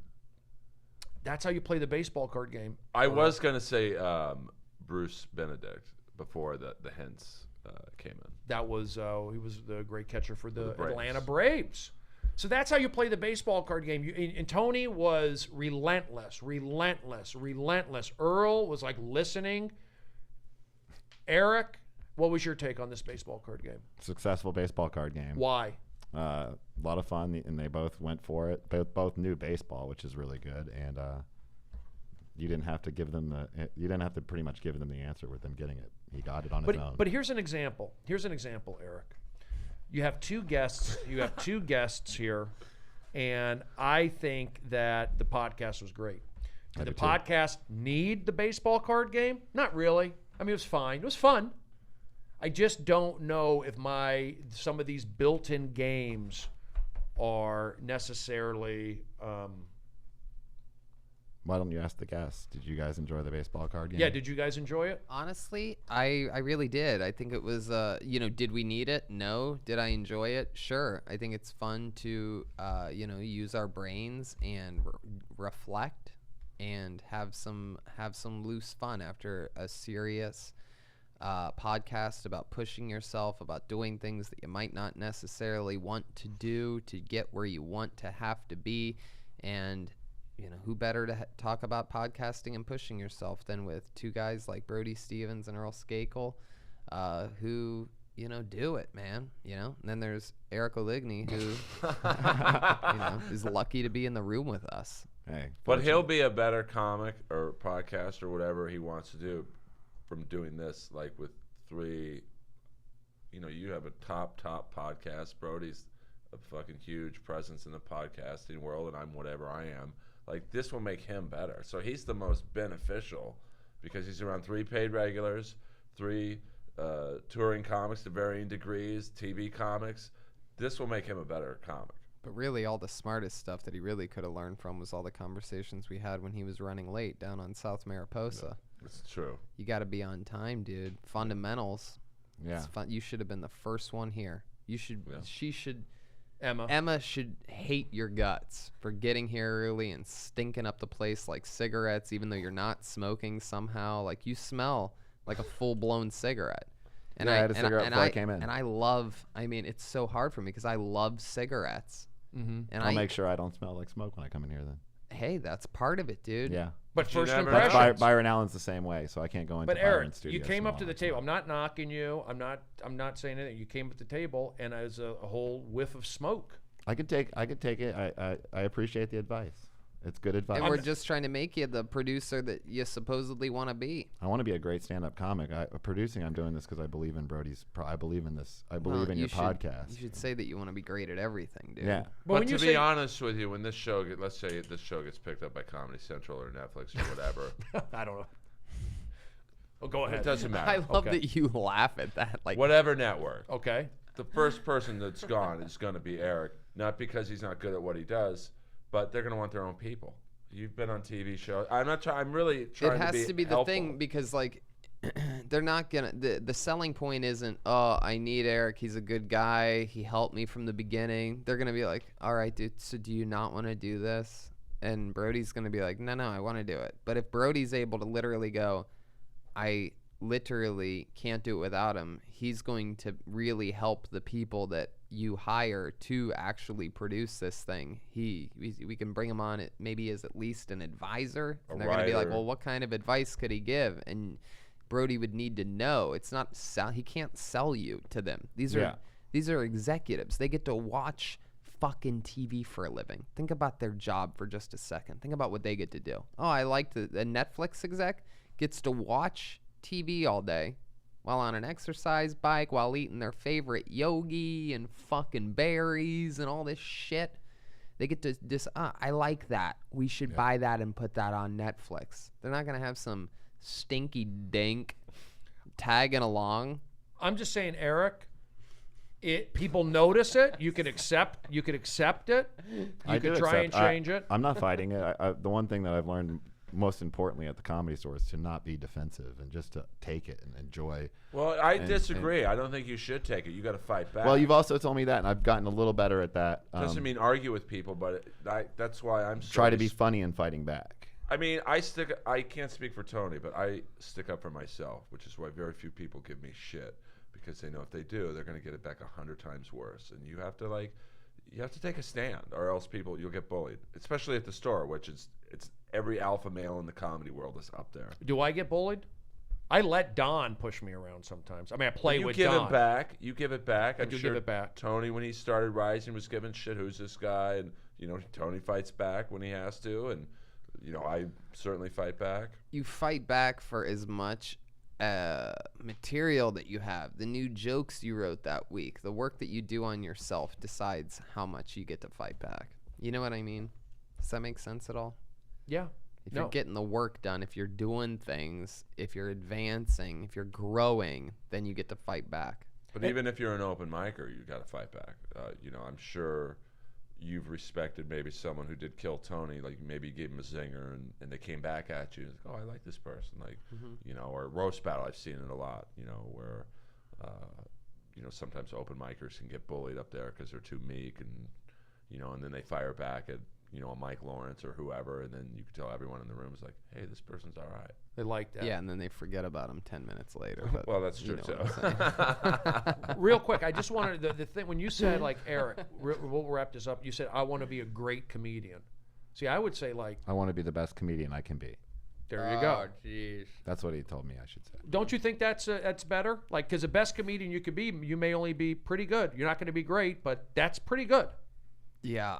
I'm just kind of like, it's like performing and saying, do you worry about the other performers? You worry about the audience? You worry about yourself? You want to say you want to be it's kind of 6 of 1, half dozen. Competition is healthy. Yes. I've gotten into this. I've had this talk off stage probably more than any other talk. This is the only talk I've had with all my agents, with all, with my manager, with all my comedian friends, with Joe Rogan, with Joey Diaz, with Ari Shaffir, all different years, all different months, with you probably 30, 40, 50 times. And in the beginning, I remember you telling me, Tony, that's not good. You shouldn't be looking at things that way. And I would go, yeah, Brody, but look, I'm getting better. I'm doing this. It was baby steps at the time, right? Nobody was really, you were one of few people that were taking me seriously 6 or 7 years ago. A short list. You, Sam Tripoli, Steve Trevino, the beginnings of Jeff Ross, right? Yeah. It's a very short list. And you were telling me that then, but I've always sort of been, who put it best for me was, of all people, one of the youngest human beings that we know, Andy Farrig, of fame from being one of the youngest ever certified agents at CAA. Now he's a real manager at Brillstein Entertainment, just left CAA. This kid, this phenom. And now he's at Brillstein Entertainment Partners, one of the long story short for you listeners, the biggest management company in LA, basically, right? And when I was with him at CAA, and he once told me when I was having a bad day, when I was pissed about something 2 years ago, I was furious about somebody getting something and this and that, and me getting pushed around and bullied by some exec that didn't want to use me for something and wanted to utilize somebody else that didn't have the following and didn't have the credits and couldn't do the job that I was going to do, blah, blah, blah, blah, blah, right? Perfect example of all this. He referenced the Defiant ones, Jimmy Iovine, and at the end of that, Jimmy says, it's like a horse race. You're a horse. You run the race that you can run, sure, but it's still a horse race. And people remember the person that finishes. But in these horse races, they put blinders on the horse so that they can't exactly see what the other horses are doing. Because if a horse sees what the other horses are doing, it's going to drive them crazy. They go crazy because they're a fucking animal, just like we are, just like anyone is, just like all these, happy, sad humans are, whatever.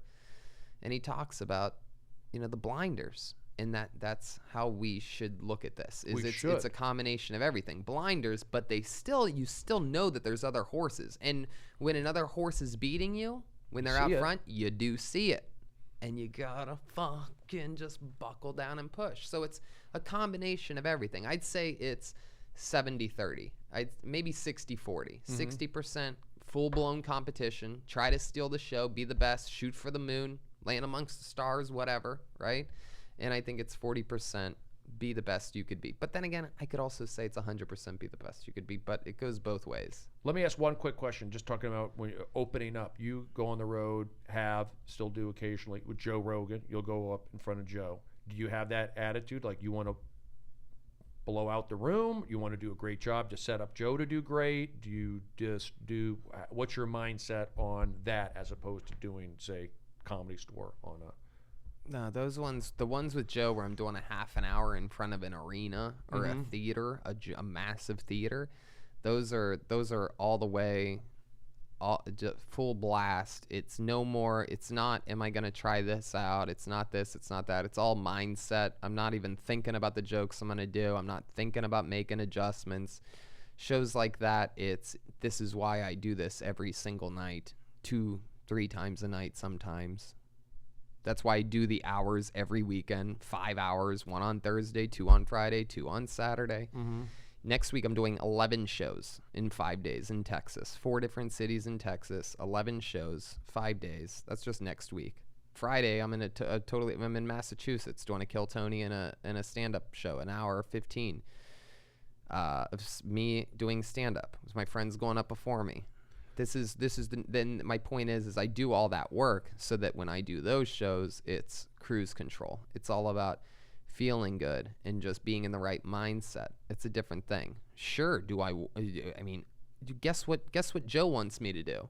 He wants me to blow him off the fucking stage. He wants me to give them their money's worth before he's out there. Of course, that's his whole MO. Who else?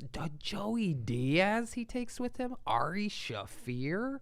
What are we talking about? Rogan's a freak. That guy gets it more than anybody gets it. Because I don't want to name any names, but there's a lot of big comedians out there that take pussies to open up for them. And you want to know why? Because they want to give the audience their money's worth. They want some schlub to go out there and get them warmed up. And by warmed up, that means make them want me. And I could see that. And it's a whole nother level. The Rogan thing is him pushing himself, man. It's, yeah. I mean, I go on the road with Spade. I've done it. I've done like 20 shows with him. And I go up there and I try to not go off the rails, give them my good bits, play around, but I'm not trying to like make some statement. I'm not trying to blow the roof off. I'm just I try to get my jokes, pepper, boom, boom, boom, do my job. I feel like when I'm headlining, then I'll do the drumming. I'll push it more. But when I'm going with David, I'll shake them, get them going, but I do my jokes. I feel like I'm a comedian. For me, I feel like I'm still myself, but I'm not trying to crush or make a name. Headlining, I'm much more deliberate. During my long sets, I'm much more, maybe we should format this here. This next show, I'm going to move that to the back middle, and I'm going to open with that because that will establish for this thing later on. Right. All the work is done there. All the refining those bits is done at the Comedy Store. And the debuting, the new stuff happens in the middle of headlining sets, but it really happens that's why I put my name in that bucket on Mondays. Not many, there's, You're in there. I was in there. I got number 6 this week. Did you put your name in the bucket? Every week. You got to put in the work. Yep. If you don't.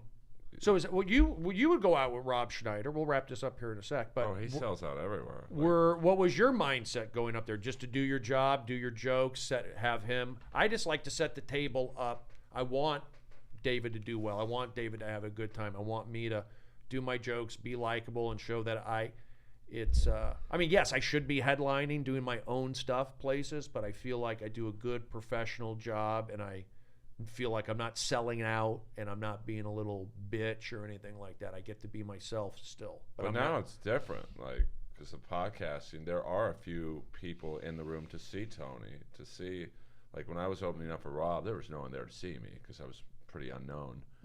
So back then, I was like, I just want to set the table for Rob, so he can just walk out on stage and he's going to kill no matter what. If I bomb, do well, or anything in between. But now, there would be a few people in there to see me, so I would want to Don was saying that Dice would send him out purposely just to bomb right before.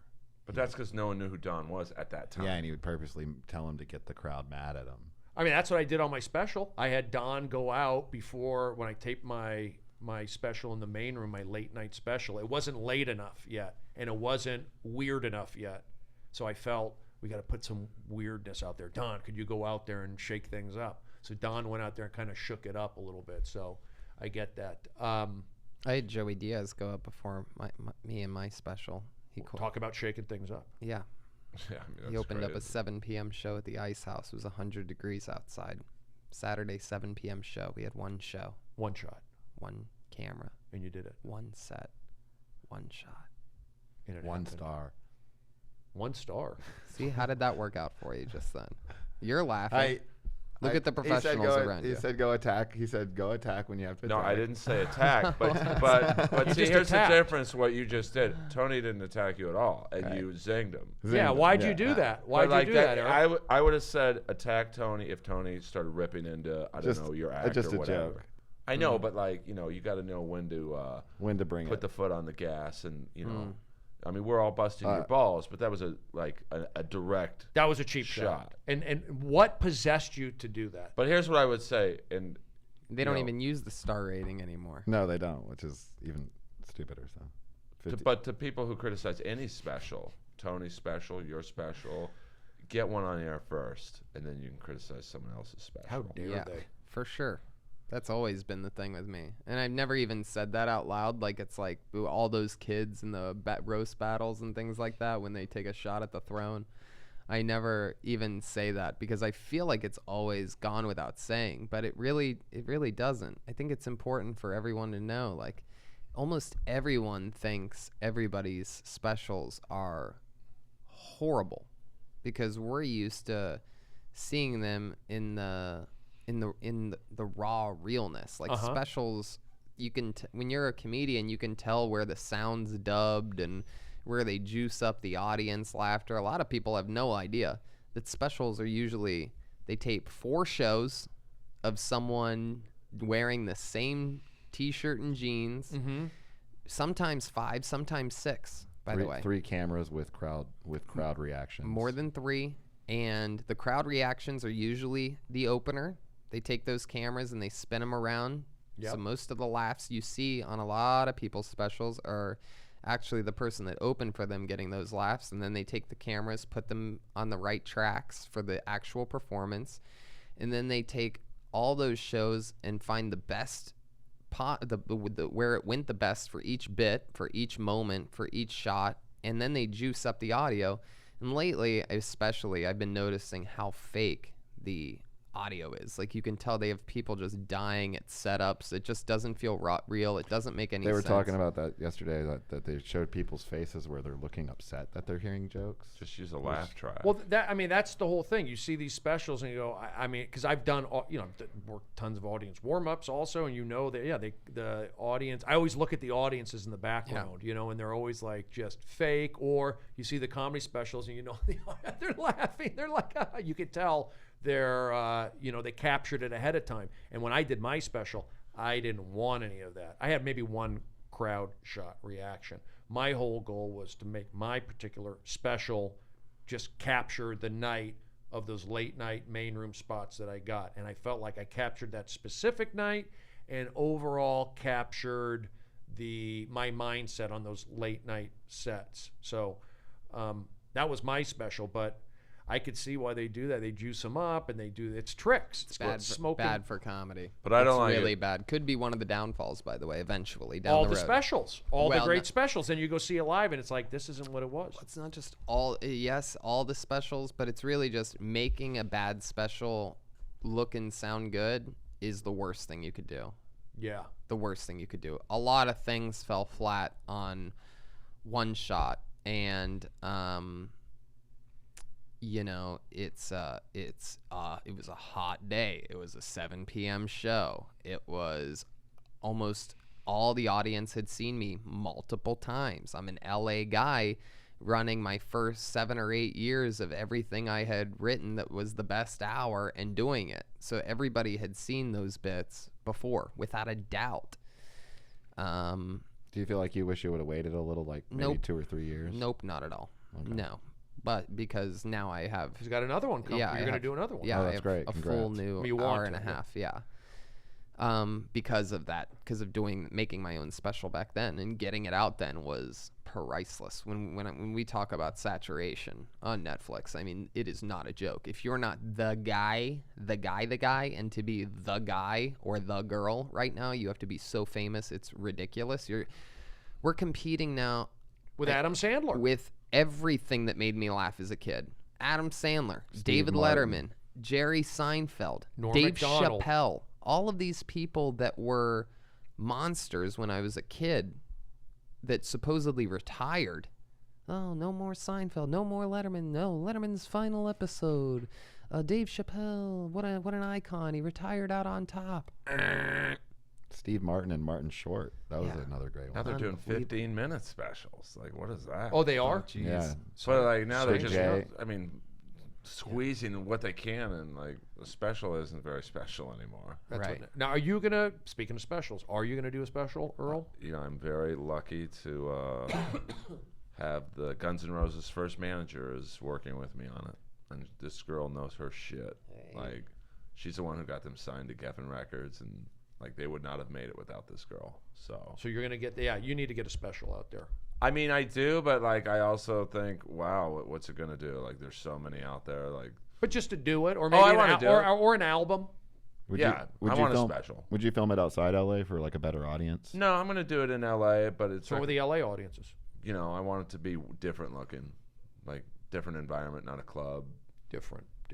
You know, might be outdoors at a wacky party, might be in a mansion with a big, you know, ballroom, like something stupid. And she's like, well, maybe we can get Slash to come in and do, you know, I want like a freak show, like. Well, you could do that. But you have to be different now, because there's so many specials of just a comic on stage, and like we've all been talking about, a canned audience with you know, a laugh track essentially, so they all look the same, so they're all forgettable. Sam's Viper Room one was really good. But that's that's something different. It was It's fun to like, watch. You know, me and Tony on Roast Battle, people remember us the most because, you know, we did it in a different way other than just Tony is this and Jimmy Carr is this. We did it where you have to be memorable now. Yeah. There's just too much out there. But being memorable, how do you be memorable? Is it by being yourself and feeling it? I mean, some people just aren't memorable. I mean, Some people aren't, you know. You have to, it has to be in you to be different. it's got to be in you. You have to believe, man. You do. And you really do. You have to believe. You have Push to, and believe. You have to be delusional, but your delusion has to be based in reality. Like, it would not be realistic for me to think I could play in the NBA at 50 when I've never really played basketball before. But to get a good special out is relatively realistic. Yeah. You got the podcast. You got the stand-up spots. You've got Diane up here. So, Well, yeah, I it's did all have done. I'm done. You have 10 more minutes, Brody, 10 more minutes of what? until 4:20. man, it's All right. crazy. Like when you just lifting your hand up, like when you look at your clock, like I got a whiff of cigarette just then. It's like amazing. It's pretty. It scares That's me not good. because it's like this is what that's what I used to smell like. Well, yeah, Eric. I mean, And now you're making me really want to quit because that doesn't feel Well, good. no, to me. everything I do makes you better. Yeah, Eric. yeah. Yeah. You've definitely made me a better comic than I was 7 years ago by far. Yeah. Like I've definitely pushed myself harder. Because you're because of- quicker. I mean, look at this group in here. You have to be quick with Brody's wackiness, Tony's biting humor, and my whatever I bring. You know, you got to be on your toes at all times. For the last 2 hours, you've been on your toes because what's Tony going to say about me? What's Earl? Is he going to dig at me? Is Brody going to say something? Is Emma going to come in with the zinger? You know, and Well, that will make. do you remember what you were talking about going on the OR stage? How terrified you are, and like that was me around Tony. I'm always terrified around Tony. But that's good to be terrified. It's like me and Tony had a conversation a couple weeks ago about jealousy, and it's like it's good to be jealous of people because it inspires you to want to get It what means they get. that you want more. Yeah, and it's It good to means be. that you're taking yourself seriously for being up for a position like that. And if you take yourself seriously, other people will. But if you treat yourself like a goddamn ashtray on South Mariposa, my Yeah, God. dude, you got to get the right 1.6 address. miles. see, Eric, away. you have some opportunities. You just have to tighten it up on some things. you No, know? and I really do and appreciate it's you not saying you. it. It's the way you were raised. You know, that country bumpkin. Tampa, Florida, inbred family. No So Oh, come on. My drink family all the- only had sex. No with some of drink- the family members. not drink all all of the them. soda pop you want. All these bad habits. I came from that, dude. Were you nursed get with it. moonshine? No GPS, so he didn't know what Strawberry the hell he wine. was doing. I mean, Eric, let's be No honest. satellite on the GPS. Like you just found out 2 weeks ago. Starbucks had a drive-through. You didn't know that. No. Starbucks, not a Starbucks. Starbucks, the corporate. What The goes whole on company. What goes on at 420? Why is that? Why do we have to quit at They have another podcast. Oh, coming you on. think it's a pot thing? No, it was very specific. I You talked got- to Emma a few minutes ago. Or Who's the before next I came podcast? Eddie Pepitone. on. Eddie Oh, Peps. King Pepitone. And he'll be on here November 21st as one of your guests with Sam Tripoli. With Sam, I got another double podcast. And then you also have Matt Edgar and Benji Oflalo next week. Ooh, Doing man. Those are good guests. Benji's doing the runaround. I got Benji and Esther on Kill Tony on Monday. There you go. Enjoy it. Alone together. Connections.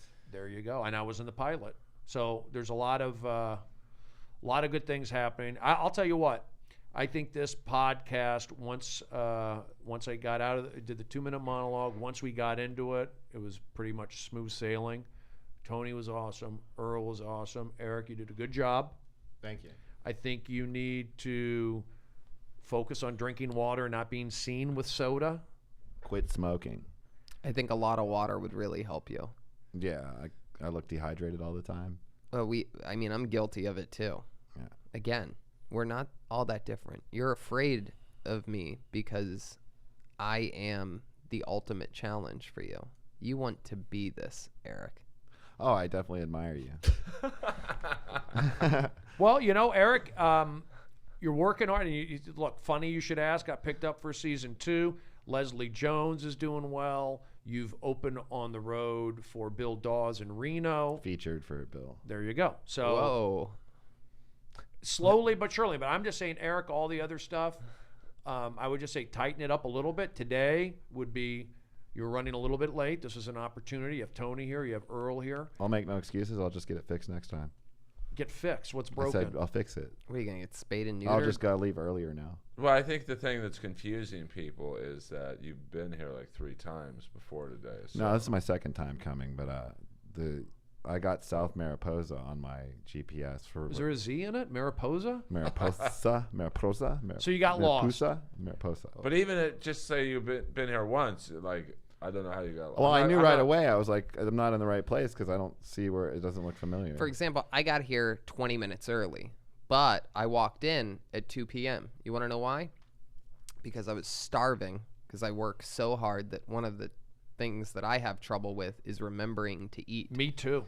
And I was 20 minutes early, so I drove by at 1:40 to be here at 2, and I go, you know what? I think I can grab some food and still make it here by 2.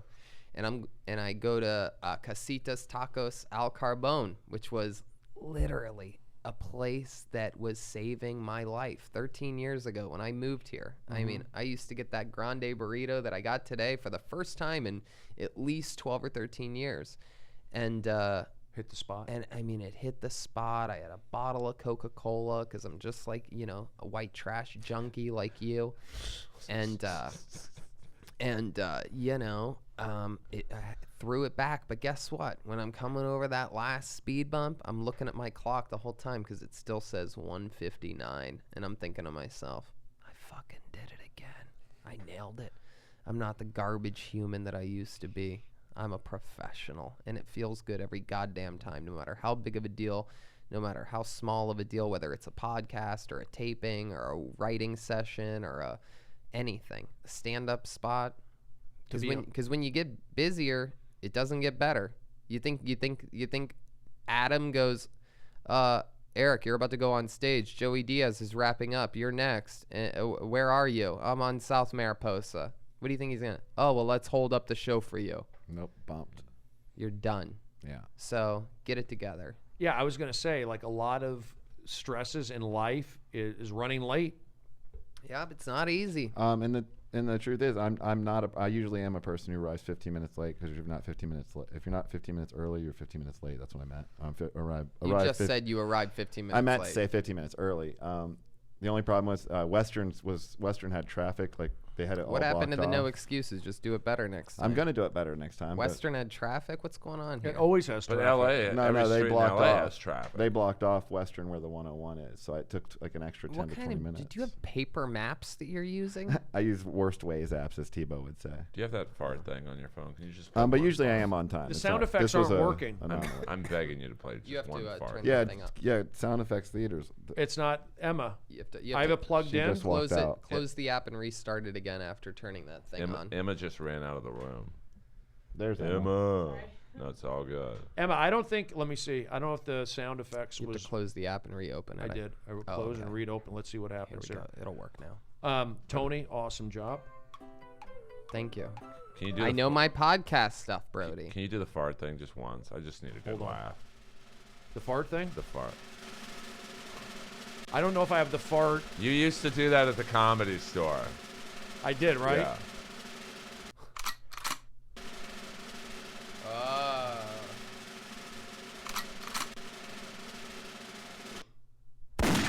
Jesus Christ. Did that hurt your ear? I'm sorry. I didn't mean, Powerful. I didn't mean to hurt your ears there. I'm sorry. I don't have a fart machine on this one right now. It's probably, I'm a good guy. I don't have a fart machine. Yes. wrecked him. I said killed him. You got it. I went to Whole Foods and got a half chicken. Hey, come here, little buddy. Come here. Come here. Oh my God. You're out of your mind. So I've got a lot. Hello. It's hard to do but you know what? I could probably get into it another time. I think it was good that we did the. Can I plug a few dates and you do sound effects after each one? Yeah. Okay. Here we go. Okay, this Friday I'm doing Kill Tony in Swansea, Massachusetts. That's Kill Tony East, live from Swansea. That's right between Providence and Boston. So it is Kill Tony East live from Swansea this Friday, with a huge stand-up show after that. And then all next week, San Antonio, Texas, Houston, Texas, Austin, Texas, Fort Worth, Texas. 11 shows in 5 days. It is Kill Texas with Kill Tony, the entire unit, Jeremiah Watkins, Brian Lights Out Red Band, and Joelberg Joel Jimenez will be with me. The entire band, amazing opportunities and guests. No, Tony, I didn't mean that. Sorry. If you have a silly sound, here's an interesting one coming up at the end of November. My final road gig of the year until New Year's Eve. It is Magooby's Joke House, Magooby's in Timonium. Yes, Magooby's. It's actually a famous, popular club that I've never done before, but Dom Irera says it's the best. And then to close out the year, I'm staying in LA for all of December, but New Hold on, Year's close out the- Eve.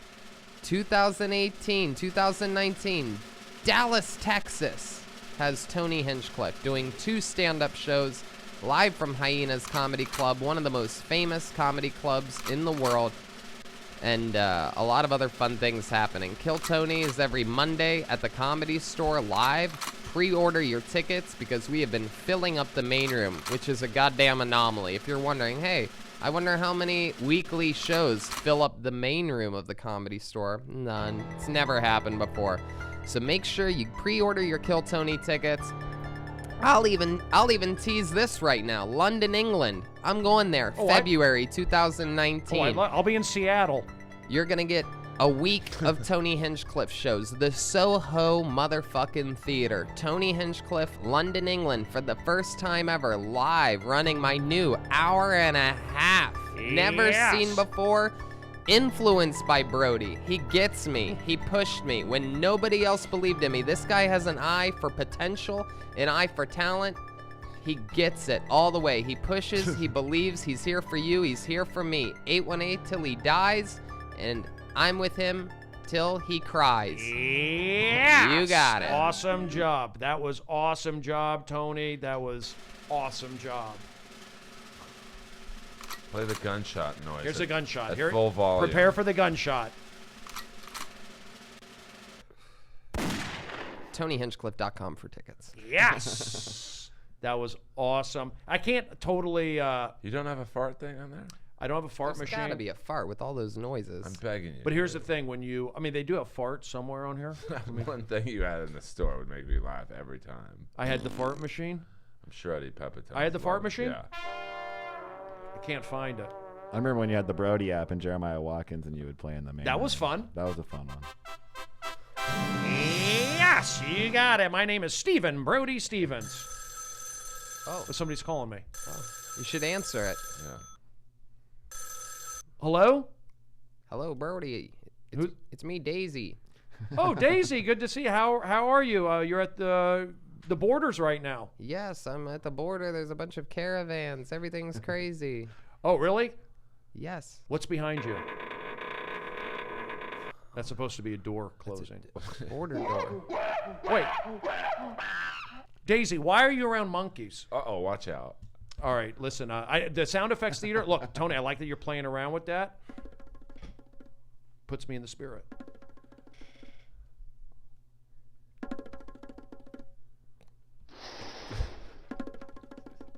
Should Earl promote his? Okay, now yeah, with it's sound Earl's. effects? Yeah, here's the deal. Earl, what do you got going on? The jellies on Adult Swim coming Sunday nights. Sunday midnight. nights coming right at you like a strike.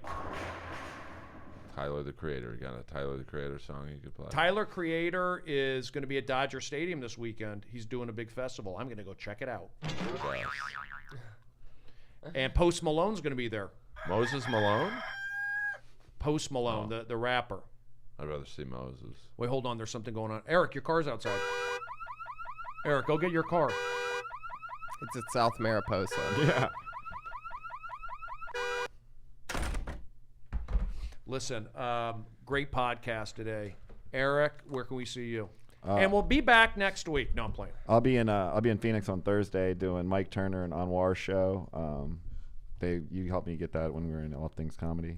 There you go. They were on your podcast, and then I'll also be at the Tempe Improv this weekend doing a guest spot for Ian Bag. Oh, you worked your way into that show. Yep. The Bag Man. Enjoy it. Bag, good guy. All right. I've always said that you'd make a great bag boy.